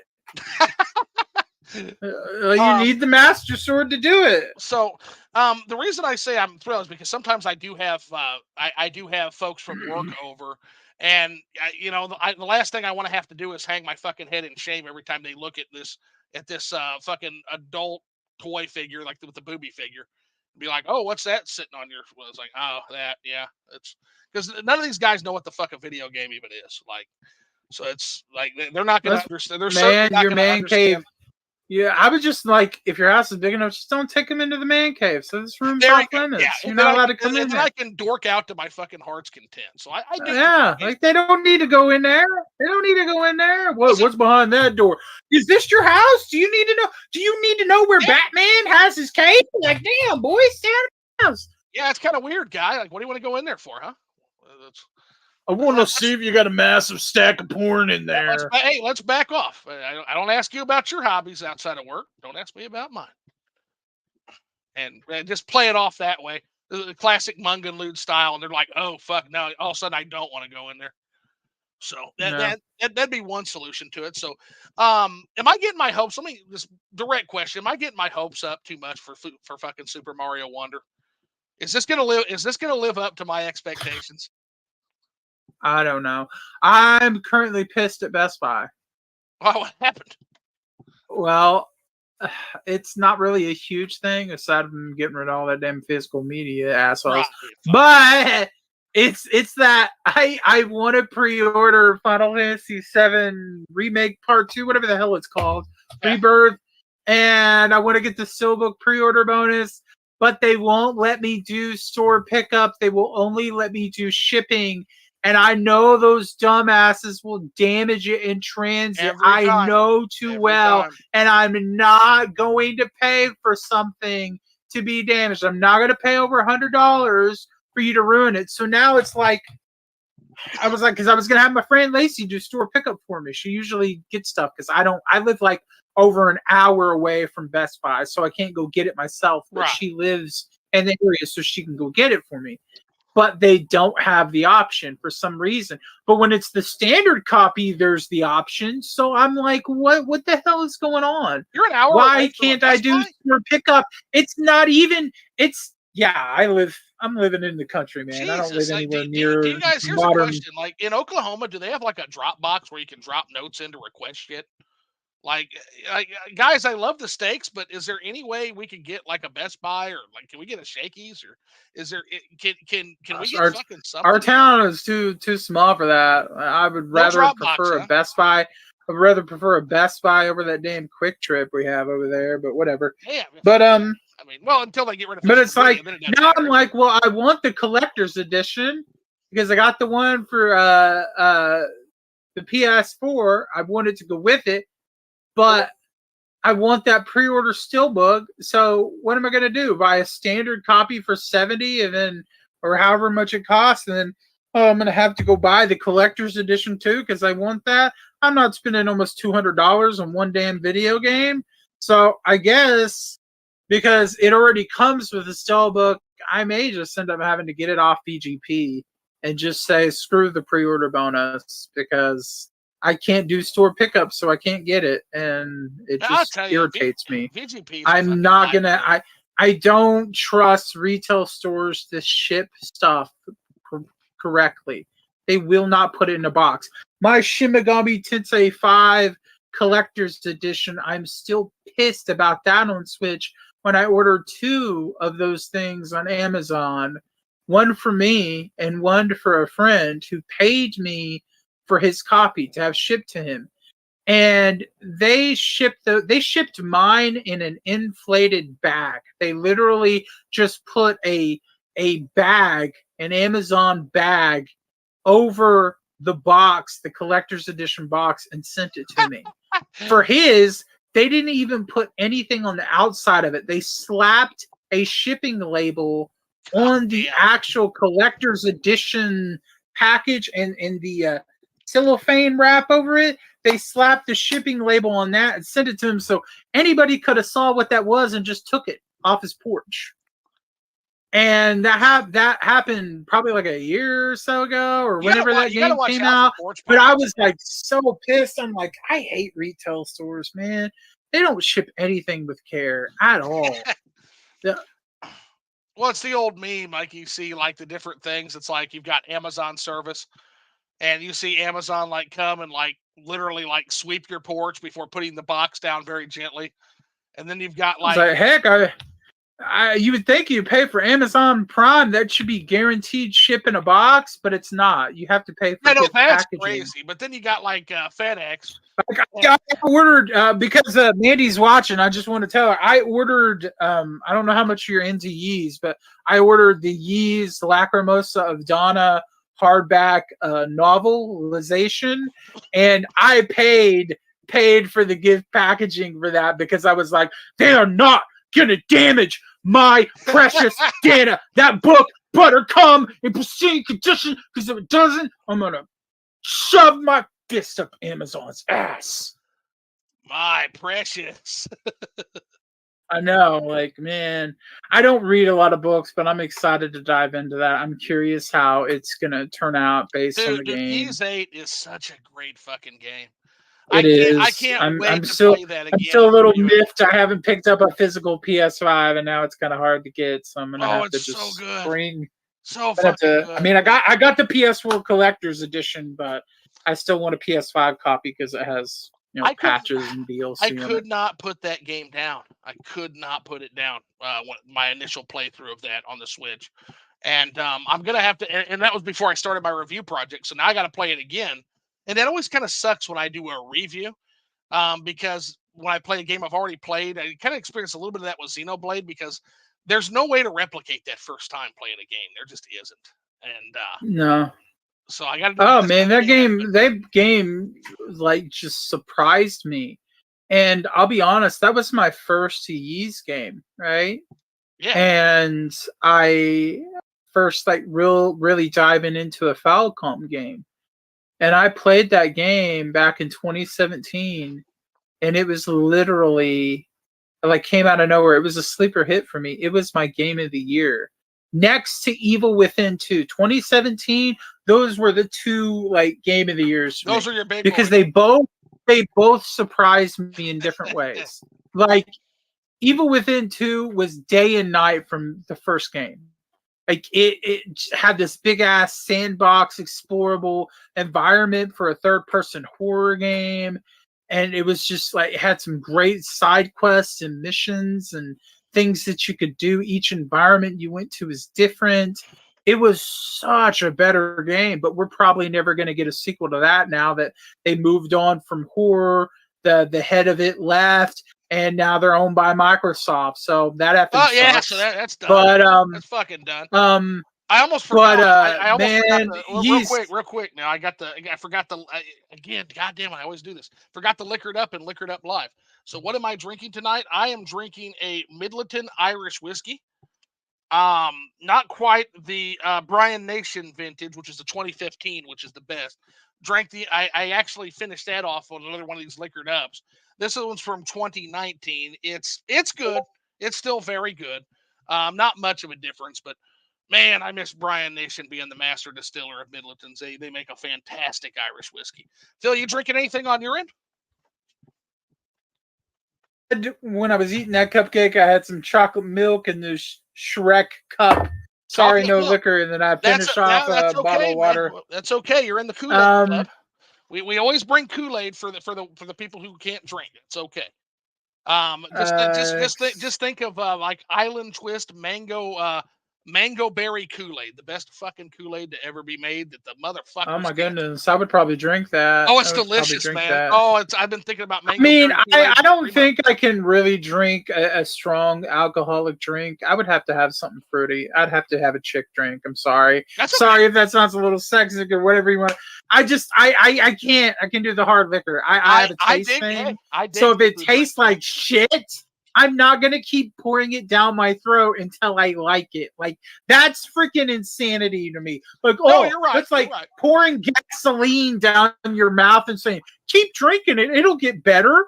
I'm like, is rat poison in your mouth going to get better? No. Then I'm not putting that in my damn mouth if it doesn't taste good. No, and again, whiskey is an acquired taste. I actually was drinking a scotch with somebody, and I'm like, here, check this out. I said, you're going to love this. This is like a 30-year-old scotch. Check this out, man. and he took a shot of it. So you got to try it at least once in life. And he tried it, and he's like he puckered up his mouth. I'm like, you okay? He's like, this tastes like charcoal, man. I'm like, hey, it's not for everybody, but now you can say you've drank a 30-year-old scotch. So that's probably why. Excited for Yeez. Excited for Yeez 10, dude. yes, Yeez is like my like in my DNA. I know everybody. I know everybody is in the Trails camp. I get it. But I'm in the Yeez camp. I am the Yeez champion here, dude. I seriously, Yeez 8 impressed me so much. I was crying at the end of that damn game. I went out and I tried to get like as many Yeez games as I could. I even got the like Super Nintendo cartridge. Yeez 3, I got I got the PS. I got all of the PSP games except Napstism. I couldn't get the PSP one; it was too expensive. But I got the PS2 version of that, which is funny enough because Konami like published the PS2 version, which was interesting to me. And I thought, oh hey, that's cool. So I got that, and then I've gotten pretty much every Yeez game. I've gotten all the collector's editions of PS4, and I will be getting the collector's edition for Yeez 10. I love Yeez. The only thing that I would really like from it is I would like to have proper remakes of the games we haven't got yet, that haven't been told. And then I would also like to have a game where maybe it's old adult and you're playing as his son or whatever. It's the passing of the torch. We kind of move beyond adult. I mean, I know, I get it. Adol has been the main character for the whole series, but we did have Yee's origin where he wasn't. So I would like to see more games where it's not just about him getting stranded on some damn island because he falls off a boat again for the 100th time. I was gonna say, like, come on. You want to talk about like Adol is like the in-game equivalent of like the Dos Equis guy. Like that guy, there's not anything.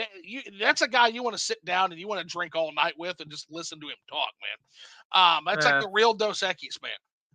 The other thing I will say about Adol is motherfucker's got to be getting sore by now. Like, I know, right? And like Yeez 10, the series is so disjointed. It's like trying to follow Kingdom Hearts story with all the different games and spinoffs because it's like Yeez 10 is like Yeez 10, but it's actually like a prequel between all these other older ones. So it's like if you were playing all the games in chronological order, it would be like Yeez 10, Yeez 8, Yeez 3, Yeez 5. I mean, it's like so disjointed, and it's like I don't understand. I can't keep up with all this shit. Can you make these games in damn order? But no, they got to do it ass backwards. It is chronologically confused as the AVGA. I know, like for certain. But I got to tell you, in terms of like, I liked Yeez 9. I thought it was good. Didn't top Yeez 8 for me. Not that it was a bad game, but it's going to be hard to top fucking Gilligan's Island meets Land of the Lost. It's going to be fucking hard. Oh my gosh! Like, and Donna, she's the amazing fucking setting.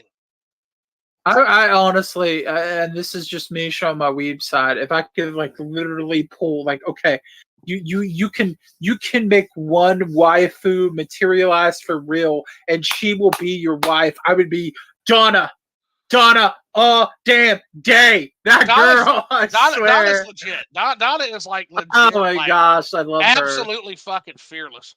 Like, she's so pretty, so beautiful. She is a legit goat as far as and I don't mean like oh, she's pretty and like physical. I mean she's just a beautiful all-round character. Like everything about her is just beautiful. The decision she makes when she realizes everything that's going on too. It's like, man. I mean, she is just phenomenal. Such a phenomenal game. If you haven't played Yeez 8, play it. Drop whatever you're doing and play it. Don't mess around and find out with them damn AAA games. Go play Yeez 8. Double A. That's a game of the year for every year. That's what I say. Yeah, it will have a chance of being the game of the year you play it. It's legit terrific. And again, eventually I'm going to get back to it. It's not heavy on my front burner because I've already played it before, but that is going to get a review from me. It's on the list. So it's definitely going to eventually get treatment here. And keep in mind, everybody's talking about, well, you're never going to catch up, Zoo, because the Switch 2 is coming out. I haven't committed to buying the fucking Switch 2 yet. We don't even know if there's going to be a fucking Switch 2. So we'll see what they do. I mean, that's the only reason why I haven't bought an OLED yet, because I'm like, well, damn, I've waited so long for an OLED. At this point, if I buy one, I feel like if I buy one, that's the day they'll announce the Switch 2. Yeah, it's like the same thing when I bought the Wii U. Me and my friend Dark Chaser, we both bought a Wii U on a discount, and as soon as we bought it, it was like Switch coming out, baby, and I'm like, y'all son of a bitch. It's like every time I buy a console, I swear they announce another one. Now here's so my question. I'm not even gonna do it. Here's my question: how fucking pissed? How pissed are you gonna be when you finally break down and buy an OLED, and then or you don't buy an OLED? You've held off this whole time on having that absolutely sexy ass OLED screen, and then Nintendo announces the fucking Virtual Man coming out in 2025. Like, how pissed are you gonna fucking be? I'd be like, well, that wasn't the Switch 2 that I was hoping for. Yeah, but... introducing the Virtual Man. Oh well, we're going back. Now is the time for VR. You stupid fuckers! Like, I hope they don't. OJ seems to think it's not happening, and he's got pretty good sources as far as Eurogamer. They don't miss typically, and they say it's going to be a sustained innovation Switch 2 upgrade. That's what they say it's going to be. But in the back of my head, I know a Nintendo. I know they love to do the weird shit every other generation, and it's just in the back of my head that we're going to get Virtual Man. They always do some kind of weird ass shit. I don't know why. Just do the if it's not broke, don't fix it. Keep it simple, stupid. That's all you got to do, Nintendo. Nintendo, please, for the crying out loud. If I could go back in time and work for the company, I would tell them. If I could Back to the Future jump to that bullshit, I would say, Nintendo, honey, sweetie pie, listen to me. All you got to do is do your innovation with your cute ass characters, but not with the damn console and the peripherals. Nobody likes that shit. Just keep it simple, please. So are you saying you're not excited for Virtual Man? Oh, hell no. I don't even like VR. But see, Phil, that's honestly, I cannot believe anybody realistically. I don't care how big of a Sony pony fanboy you are. How are you going to invest in the VR2 after none of the games for the first one work on it? You can't even use the attachments and peripherals on the second one. None of the games work on it, whatever. So if they actually make those games for VR2, you got to buy them all again. But the VR2 is like $600. It's like more than the PS5, but you have to have the PS5 to even play the damn thing. Who thought that was a good idea? How would that even sell? Well, it's like, why didn't you just do a Vita 2, Sony? You got the weird ass controller attachment for the phone. My gosh! Yeah, you got that weird toilet. You got that weird toilet device, but. Now with Nintendo, it's kind of the same thing. It's like who thought sunsetting the Super Nintendo and coming up with the fucking Nintendo 64 was a good idea? Who the fuck thought the GameCube was a good idea? Wii was a good idea. I mean, I like the GameCube, I know, but I know. And again, I'm coming around on the GameCube. So full disclosure, guys, y'all's peer pressure is fucking working its charm. I have no comment with the 64. Speaking of the 64, Analog is coming out with a 64-based console, and I thought, cool. So that one random ass Rayman 64 cartridge I found, I could try out if I wanted to probably pay like $300-400 for whatever device they're going to come out with. Wait. Oh, I forgot. It's Analog. There's going to be 5 of them, and they're going to all sell to scalpers in 5 minutes because you can't buy any of their shit. Yep. That's what I was going to say. With Analog, anybody trying to get that Analog 64, may the odds ever be in your favor. Good luck with that. At that point, I would rather just pay for some modded console or whatever and just... I mean, I wouldn't mind having the Game Boy one, And honestly, if they brought back the Super NT or the Sega Genesis one, I'd be inclined to get those because then I would probably invest in some loose cartridges for some of those consoles. But because I can't buy those anymore because they're long discontinued, forget it. And the Pocket, the Game Boy one, it looks cool, but I kind of wish they would have came out with a Game Boy Advanced version with the oval shape, Right. because I preferred that uh, Game Boy design. So it would be not. It would probably feel better for your hands too than like the brick that was like this. So I've had a grudge I against wish analog for a while now. I wish they would do that, but even if they did, I wouldn't be able to purchase it because not only is it like $300 or more for one of those, Well, I have a grudge. it's just It's like, long gosh. fucking withstanding. They had something back in like 2012, 2013. I forget the year, but it was the Black Label Neo Geo CMVS. This was a Neo Geo system made entirely of wood, like this beautiful wood, like the joystick and the actual system itself. And I wanted that so fucking bad, and it literally sold out in like half a second. So I have sworn eternal vengeance against analog ever since being deprived of that beautiful fucking Neo Geo Black Label. Like they can eat my middle finger. Fuck you guys. Like I don't. you I know mean, there's a demand for these products. You just refuse to just put out make enough. it open pre-order. It's so simple. Yeah, Just open it's pre-order for a set amount of time. I don't understand with a lot of these companies. It's like they all want to use FOMO, but the solution is really simple.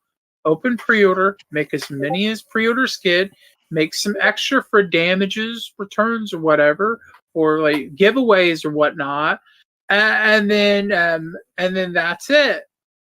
100%. That's it. 100%. That's all you got to do. But no, even with Nintendo and all these companies, like nah, we have to do the FOMO. We have to make scalpers money. Why are you being best friends with scalpers? Why aren't you being best friends with consumers?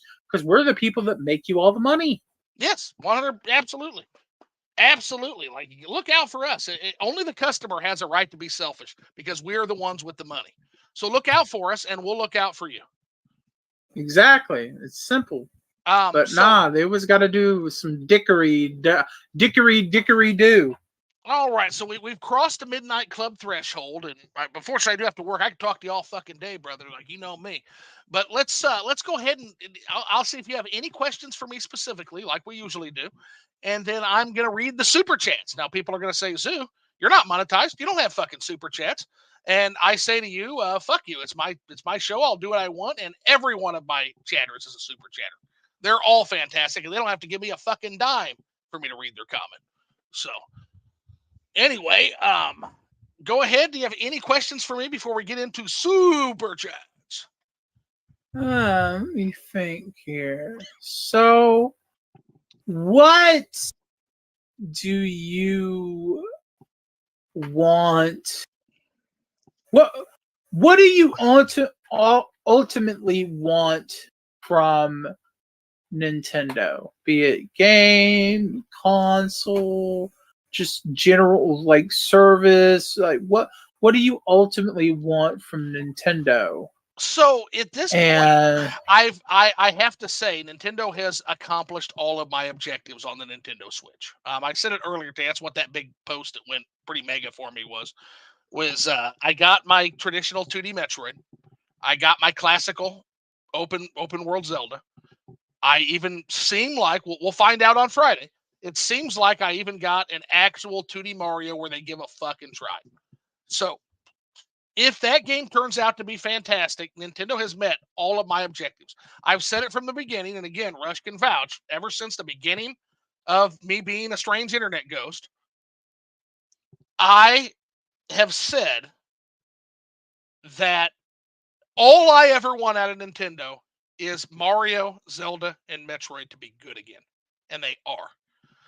So at this point, and I say this with no malice whatsoever, Nintendo could absolutely fuck their next endeavor into the dirt. They could literally burn their company down, whatever the fuck they do, and I've gotten what I need out of them. Now, if I'm being selfish, there are a couple of bucket list items that I want to see.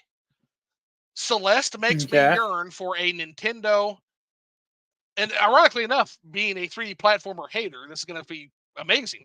I want a 3D platformer that is a cooperative platformer that is ice climbers, where Popo and Nana climb different mountains, and each mountain has different routes that are difficult and filled with different enemies and different perils. I think that an Ice Climbers revival as a 3D platformer would be fucking epic. And I want to see Nintendo and Shigesaki Itoi squash whatever beef they have and either give us Mother 3 here in the West officially or give us a Mother 4. Now, both of those are as long shot as they get, which is why I throw them out there. We're never getting either of those games. But 15 years ago, I would have told you we were never going to get a good Mario, Zelda, and Metroid were never going to be good again. And here we are. So the fact that Mario, Metroid, and Zelda are good again, who fucking knows what could happen? Maybe there's an unfortunate Nintendo person who is forced to listen to me, and they have to listen to my show. Like, there's being delusional. And they hear this, and suddenly we get a fucking 3D Ice Climbers. I have been paranoid that they went back and read my old SNES Hub posts, because it is fucking crazy. If you read those old posts, we literally got everything that I ever argued for on those old posts. So, yeah, stranger things have happened. Again, I'm not going to take credit for it. I think Nintendo finally stumbled out of the wilderness into greatness on their own. I don't think I had anything to do with that. But it's very, very funny that back in 2010 through 2012, I was hammering this shit, and sure enough, it all came to fruition on the Switch. I love that. But I'm not, honestly, I'm being joking. I'm not, for people who will run and take this out of context, I'm not saying Nintendo reads a fucking blogger on a little-known Super Nintendo fan site. It's not what I'm saying at all. I'm just saying that I got everything I ever fucking wanted. Everything I ever wanted. So, yeah, Earthbound 4, or Mother 4, or Earthbound 4, or Ice Climbers. Let's do it, Nintendo. Make it happen. Any other questions for me? Yeah. What do you hope? Because I know you're not really a Sony fan or whatever, but what do you hope with the removal of Crying Jim Ryan will be for Sony? Like, what are you hoping the best comes out of it? In a best case scenario, they abandon their folly of this PC, everything going to fucking PC. We don't have any fucking exclusive games on our platform. There's no reason to buy our goddamn console because we don't have exclusives. I'm hoping, one, that they stop with the PC gaming exclusives. We need a reason to buy your box. We need a reason to buy your box. Give us some games on the box. Number two, I hope they really, really get back into first-party game development. That was their bread and butter. That was their 1-2 punch. PlayStation 2 was the massive success it was. PlayStation 4 was the massive success it was because they had great third-party relationships paired with that awesome first-party output that they did, and kind of shoring that up with second-party projects like Bloodborne. I just played Bloodborne recently. Bloodborne is magnificent. That's a fantastic game. Like, it is. And it's not on PC. That's literally a reason. That's literally a reason to buy a PS4. Legit is a reason by itself to buy a PS4 as cheap as those are getting these days. I thought about it. I've genuinely thought about it. So, it's yeah. Back to first party. Reopen fucking Japan studio, you idiots. And for God's sakes, give the people at Insomniac a raise. They're like Atlas holding your whole goddamn world up right now, man. Like, that's so true. Like, even as someone who doesn't own a Sony system, I can't give enough. I don't own the PS5, but I can't give enough credit to Insomniac. Like Insomniac Yeah. has just been their fucking superhero. Like that's their Superman. I mean, literally It's their play on Spider-Man. words, It's but literally their literally. Spider-Man. Yeah. I mean, and then that Wolverine's game's gonna come out from them too. But the thing about it is, Everything they touch for is the gold. PS3 generation, for the longest time, it was Naughty Dog that was their superhero. Mm-hmm. It was Naughty Dog that was like saving the day. And now Naughty Dog is just like shit. The only thing they're doing is, oh, let's give a remake to a remaster that was on the PS4 that you could still get for like $5 to $10 instead of actually giving us a new game or a new IP. And now you hear about, oh yeah, we're gonna put out a remaster of Last of Us Part 2, and I'm Well, like, don't you? Well, you're why? like, So you can do a remake of it for the PS6? oh, Like, come on, Phil. come You know, on, what the hell happened? Like, come on, Phil. Well, it's all everybody knows. Neil Druckmann's a fucking perv. You're not like Neil Druckmann. You don't want to see Abby get her fucking back blown out in fucking super 4K HD. Like, come on, man. Look, if I'm gonna watch any of that, it's not gonna be in that. Like, come on. There's much better ways to see that than something like shitty ass cutscene of a game where the person that's doing her literally looks like Neil Druckmann, and I'm like, what is this? Yeah, it's like what is it? The dude is a narcissistic, egotistical complex because he put a damn trading card in the game that you can get that's literally him talking about his brain power and all this other shit. And I'm like, this is so dumb. That's fucking you wild. Butchered this game. Like, everything. Dude, that was a what's her name? fucking disaster. What's her name? Amy Hennigan, who wrote Amy Hennig was wonderful lady. She wrote all of the Uncharted in the first Last of Us, and his ass just came along and ruined the shit out of all of it. Well, so I don't want to. And I'm so pissed. It's like, oh, Last of Us has to have a live action TV show. It's the most important video game that ever existed. It deserves to be on a pedestal. And I'm like, I haven't seen it. So I probably will eventually. But here's the thing. There are so many other wonderful, fantastic video games that have existed well before Last of Us ever was on the market that, in my opinion, deserve a TV show and deserve the overly saturated praise that Last of Us Part 2 is getting, because I do not think it's authentic. I'm not saying the game is like whatever, or like a monstrosity and never play, but I'm saying I feel like that Game Awards and all that overly, it's just overhyped because of certain things going on social media and certain things that people, opinions and people want to have. So they have to just, like, this is supposed to be the game that champions certain demographics. So let's just keep building it up and building it up. See, but I don't feel like it's genuine. I don't really. I feel like, I'll give you some. Maybe I'm wrong. I can definitely be wrong. Sure. I'm not trying to. But I say this to someone who was wrong, because that's why I want to be careful here. I want to tiptoe on The Last of Us. I underestimated at my own peril, because the first game is fantastic. I love the first game. Yeah. 10 years ago, I told Rush Dog, we were talking about the Naughty Dog, and I was talking about Uncharted series. And again, this is me as a Wii fanboy back in the day. I had the Wii. That was my system. And I was talking about storytelling in games. I'm like, I don't give a fuck about storytelling in games. This is younger Zoo. I'm like, I don't give a shit about that. I want to tell my story in video games. I don't give a fuck about the developer story. I don't give a fuck about that guy's story. Video games are a stage play. I'm the fucking actor. I'm telling my story in their game world. It's about my story, not about their story. So I don't give a fuck about these. And Rush Dog said, I'll never forget this combo. It was a great combo. He's like, well, but what about successful games like Uncharted series that are based on narrative storytelling? And I'm like, please, I don't give a shit about that either. If I want to go watch Indiana Jones be a dick, I'll go watch an Indiana Jones movie. What the fuck do I want to play that in a video game for? Lo and behold, the time comes where I try Uncharted 2, and it's fucking fantastic. And I'm sitting there thinking, that comment's going to live in infamy. That's not going to age well.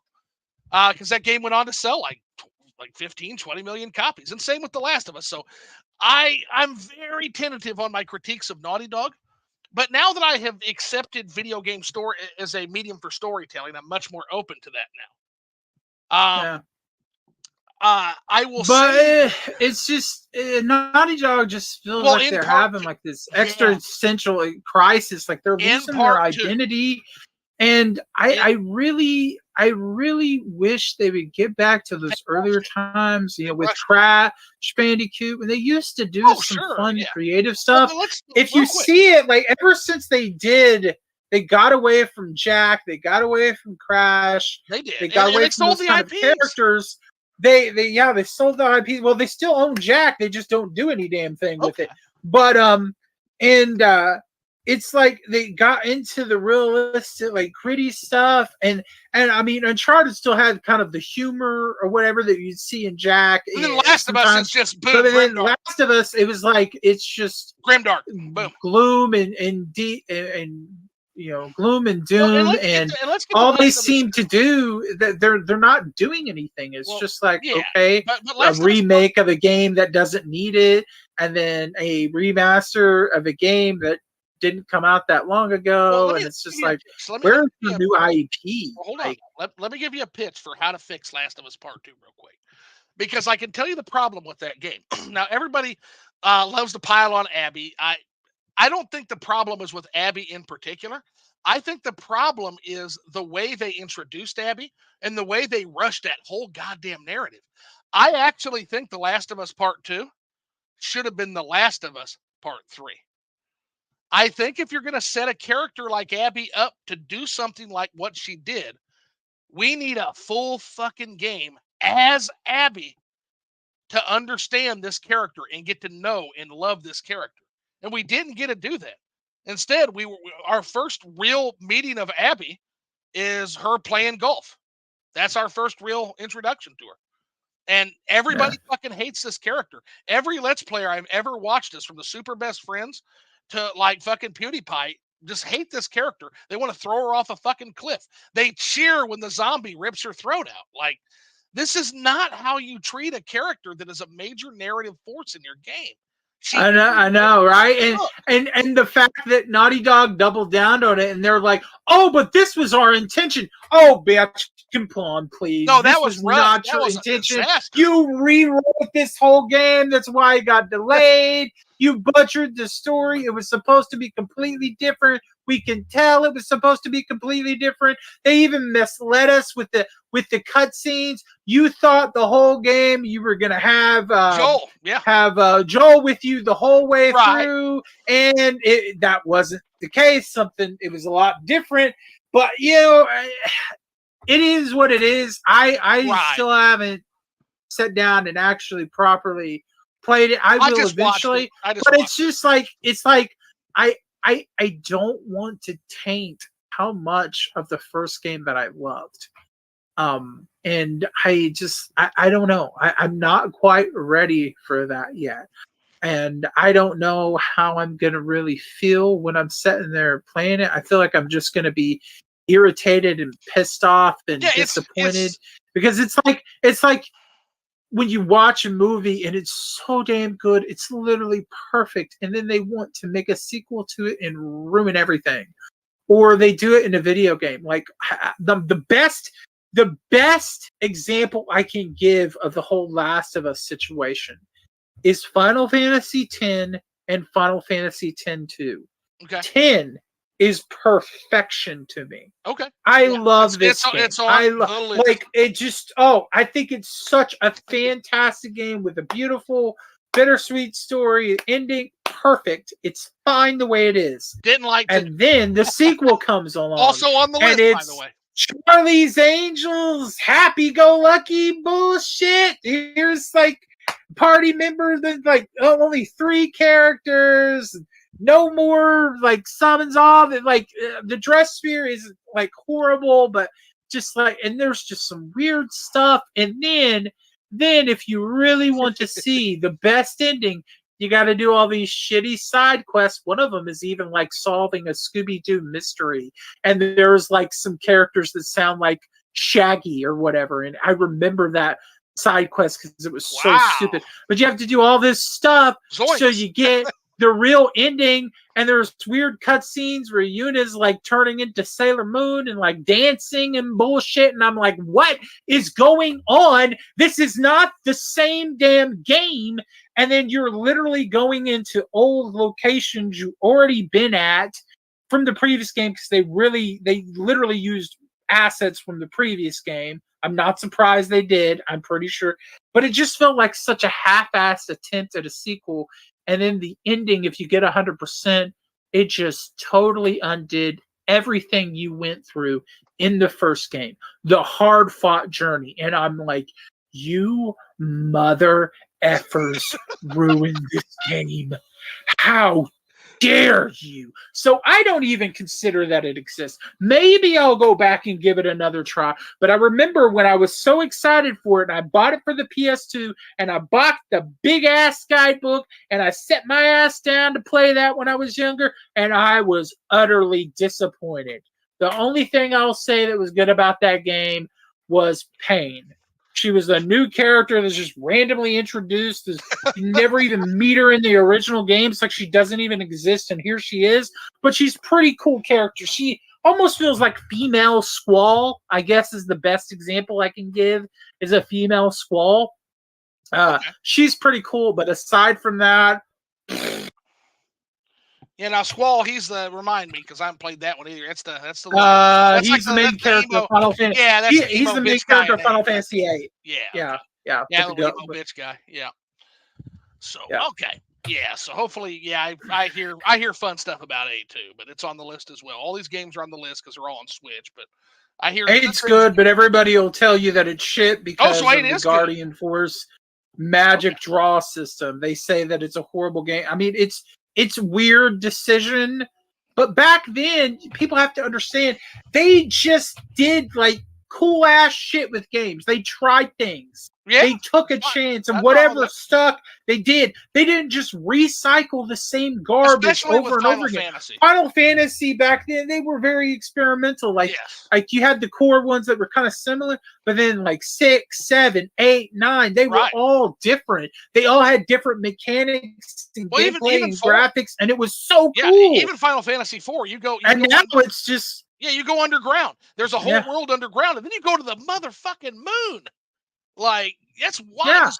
And they were so creative back then. So even if you think like this thing wasn't good, to some people it's freaking cool. I think the Guardian Forces were cool.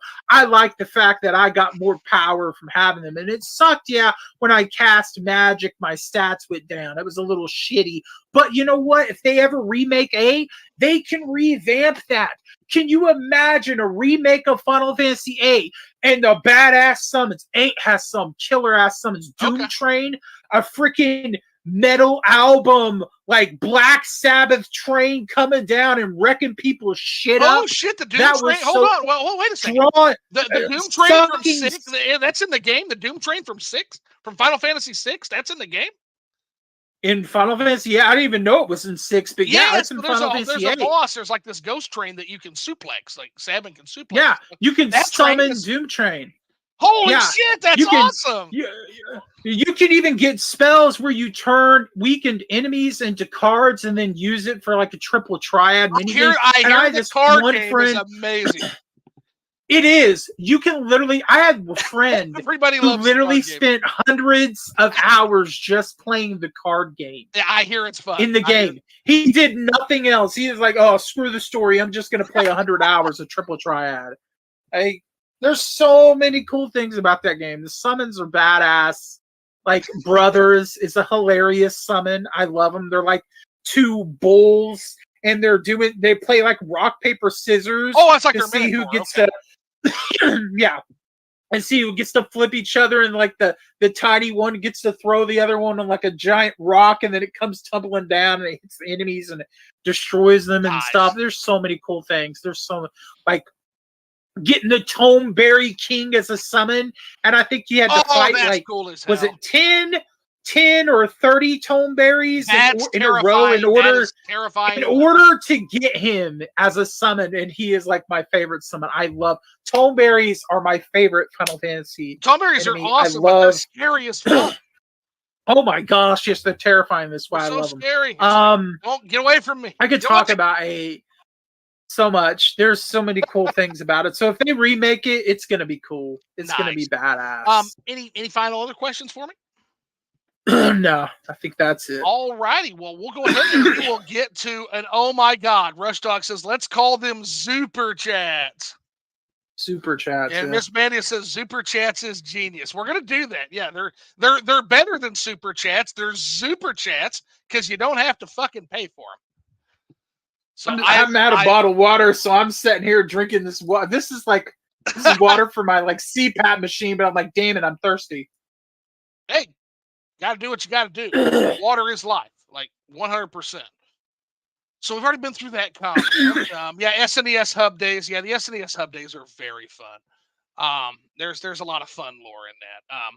Let's see. Expo launch is a great example of consumers successfully pushing back. Yeah. Now, that's a great point Rush Dog makes.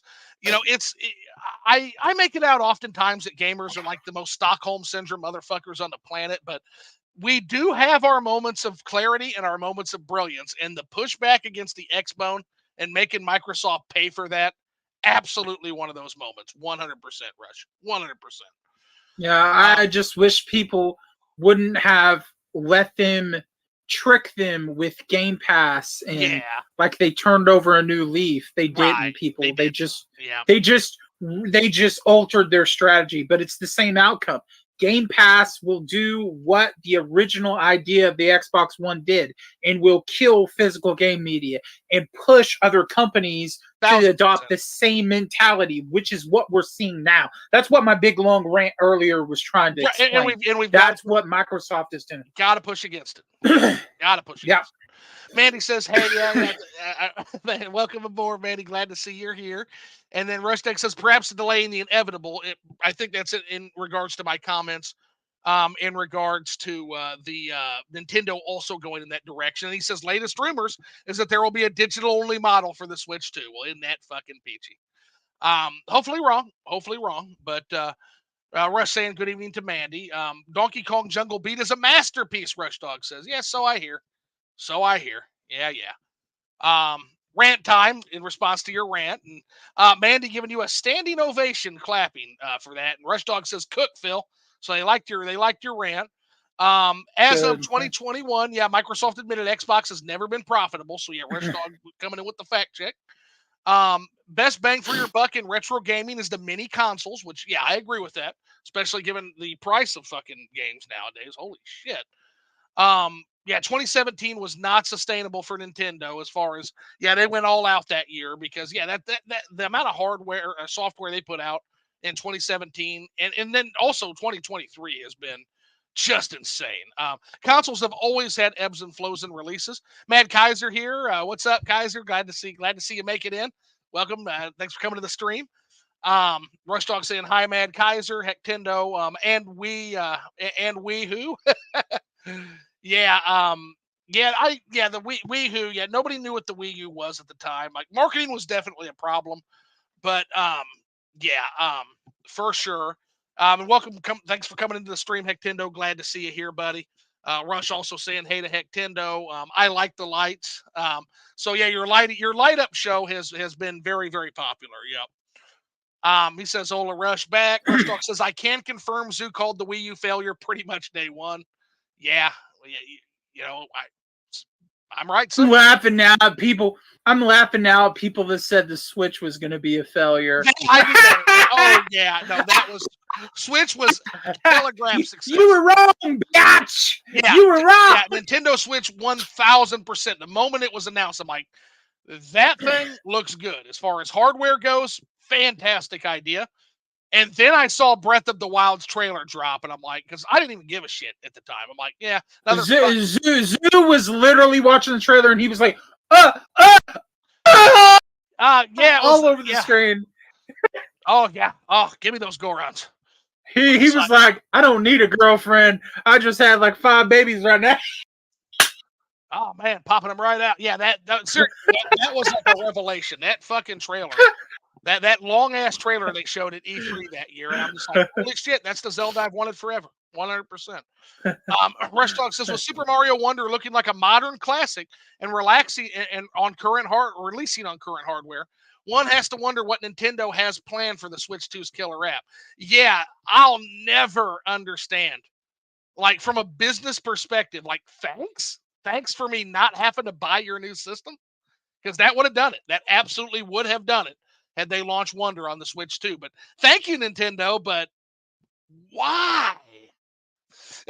That was the mother of all killer apps, an actual good 2D Mario game. That would have brought the fucking house. Everybody would have bought that goddamn system.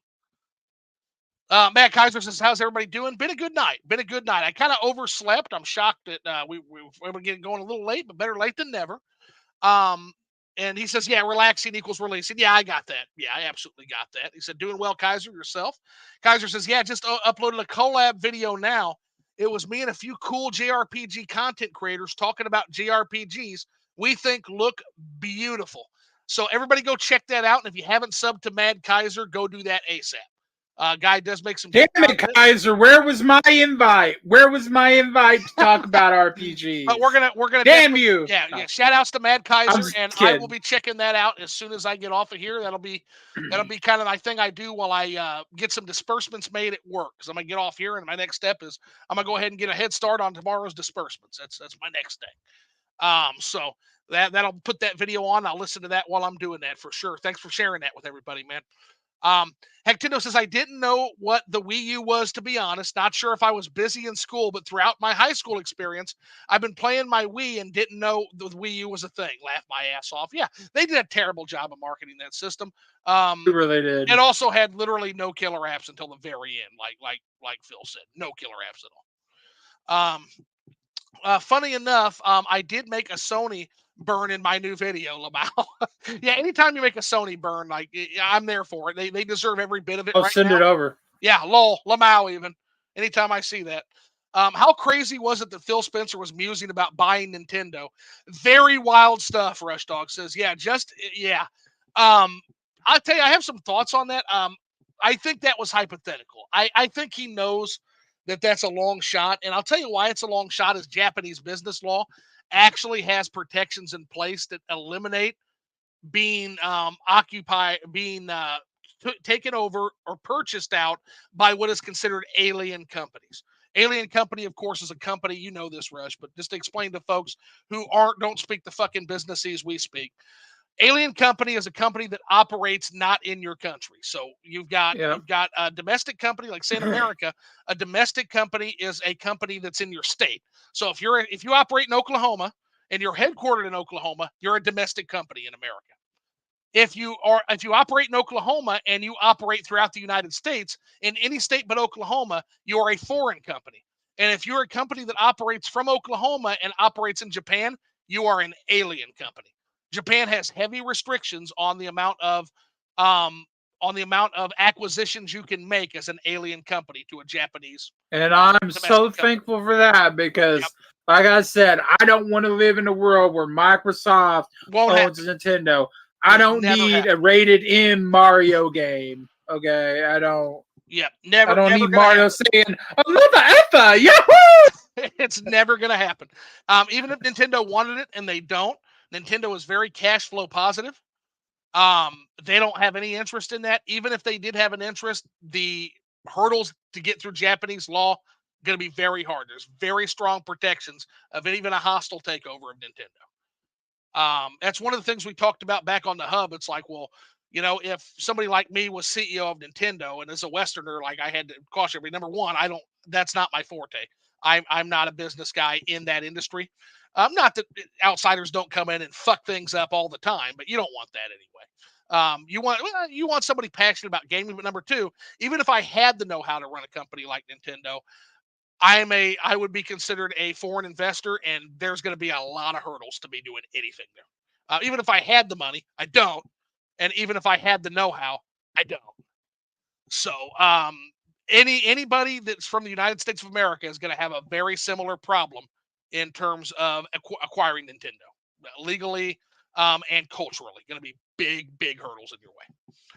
So it is indeed crazy. Phil is out of his mind. So Phil joined in the chat to let everybody know how fucking crazy he is. And he says that's a fascinating quote. So yeah, check out Mandy. Check out Guide to Board. You and Tony should check out The Situationists. They're kind of a little known sect, kind of an offshoot of the postmodernist thought. Really interesting stuff. Tony will love it. Well, you might hate it, but he'll love the reference. So for sure, look at that. Now, Phil1UpCollects says he's a poet and didn't know it, Mandy. Yeah. That's one thing. One thing I am not is obviously I'm not a poet for sure. And then yeah, there's a concept known as fuck you money. Rush Dog says you can't tell someone with fuck you money what to do. They can just say fuck you. So if enough people have fuck you money, you lose power. And so yeah, that is actually one of the goals of modern economies, according to DeBoard, is to deprive a majority of people of that said fuck you money, because then you have power over those people. So it's not right, it's not cool, but it's absolutely the way modern economies use money as a stand-in for raw power. And that was Guy DeBoard's point. Now, he may be wrong on that, but I don't think so. I actually think he's very correct on how power is actually the goal. Look at somebody like Jeff Bezos. Look at somebody like Elon Musk. These are folks who have all the money in the world. More money doesn't mean a goddamn thing to these people. What they want is the thing that they can't buy, and that's power. You can buy power to an extent, but that's what they're really interested in. And that's the only real reason the money has any appeal at all. It's about power. It's not about money. They have money. They have all the money they can ever want. So why do they still act the way they act? Why are they so voracious? Because it's about power. It's not about money. Miss Mandia says, laugh out loud. I didn't even see you type that. Phil1UpCollects joins in the laughter. Hectindo says, oh, they're making an anime for it. Yeah, Scott Pilgrim. Yeah, fuck yeah. Yes, with the original cast of a movie. Yeah, it's going to be awesome. Scott Pilgrim paints a totally accurate picture of mid-2000s Toronto. And I love works of art like that are like a snapshot in time. Chad, I'm actually playing one right now. It's called A Space for the Unbound. And it is a snapshot of 1990s in rural Indonesia. It's a really, really cool thing when you get things like that. Mandy says, Zoo versus Troll would be an interesting stream. You have no idea. You have no idea, depending on how rude they would have popcorn ready for that. No I idea. would be sitting there ready. Rush Dog says, I've never seen Bloodsport Zoo, but I've seen early 2000s Angry Zoo. And Zoo's getting blue. Laugh out loud. Yeah. It's not, well, again, it could go one of two ways, Rush. It could go one of two ways, Mandy. I mirror energy. You'll notice that in the talks I do. I mirror energy. And so what I mean by that is if you're sitting here having a good jovial time with me, I don't care if we disagree. I don't give a fuck if we disagree about every goddamn. I don't care if Phil and I are arguing over whether the sky's red or the sky's purple. We're gonna have a good time. I mirror energy. The moment you turn hostile on me, I'm gonna mirror that energy right back at you. And I'm willing to bet, not in all cases, but in most cases, I'm probably better at banter than you are. So if anybody wants to play that game with me, we can do that, and I can just take you apart verbally. We can do that. And I don't want to do that, though, for most people. But a troll, it's my pleasure.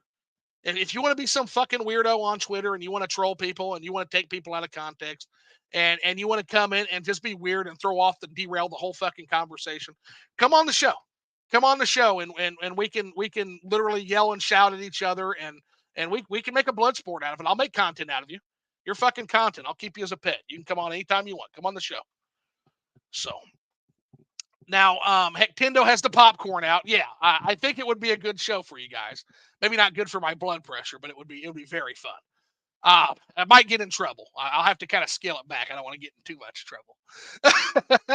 I also have a personal vendetta against Square Enix, and yeah, Zoo needs a man cave. Yep, and we kind of went through all that, so we're good there. Let's see here. Yeah, I hope it arrives safely. All these companies really do suck at shipping, Mandy says. So best of luck on that for real. Excited for Yeast 10. Yes, 100%. I don't like the taste either. Yeah, I can understand somebody not liking the taste of sticking a piece of charcoal in their mouth. I get it. Or sticking a piece of peat bog in their mouth. I get that. Like, it is an acquired taste for sure. Let's see. Rush Dog says, is Yeez where you play as Adele's descendant in a contemporary setting would be sweet, and it would be. Yeah, that's great idea, Phil. Great idea. Let's see. Tendo says, I'm going to cry if they ever try to do a dual screen 3D or heavy VR stuff for the next Switch. Yeah, don't do it, Nintendo.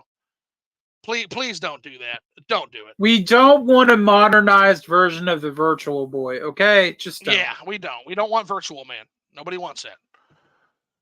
So Super Chat says genius. Yeah, I agree, Mandy. Yeah, it's awesome.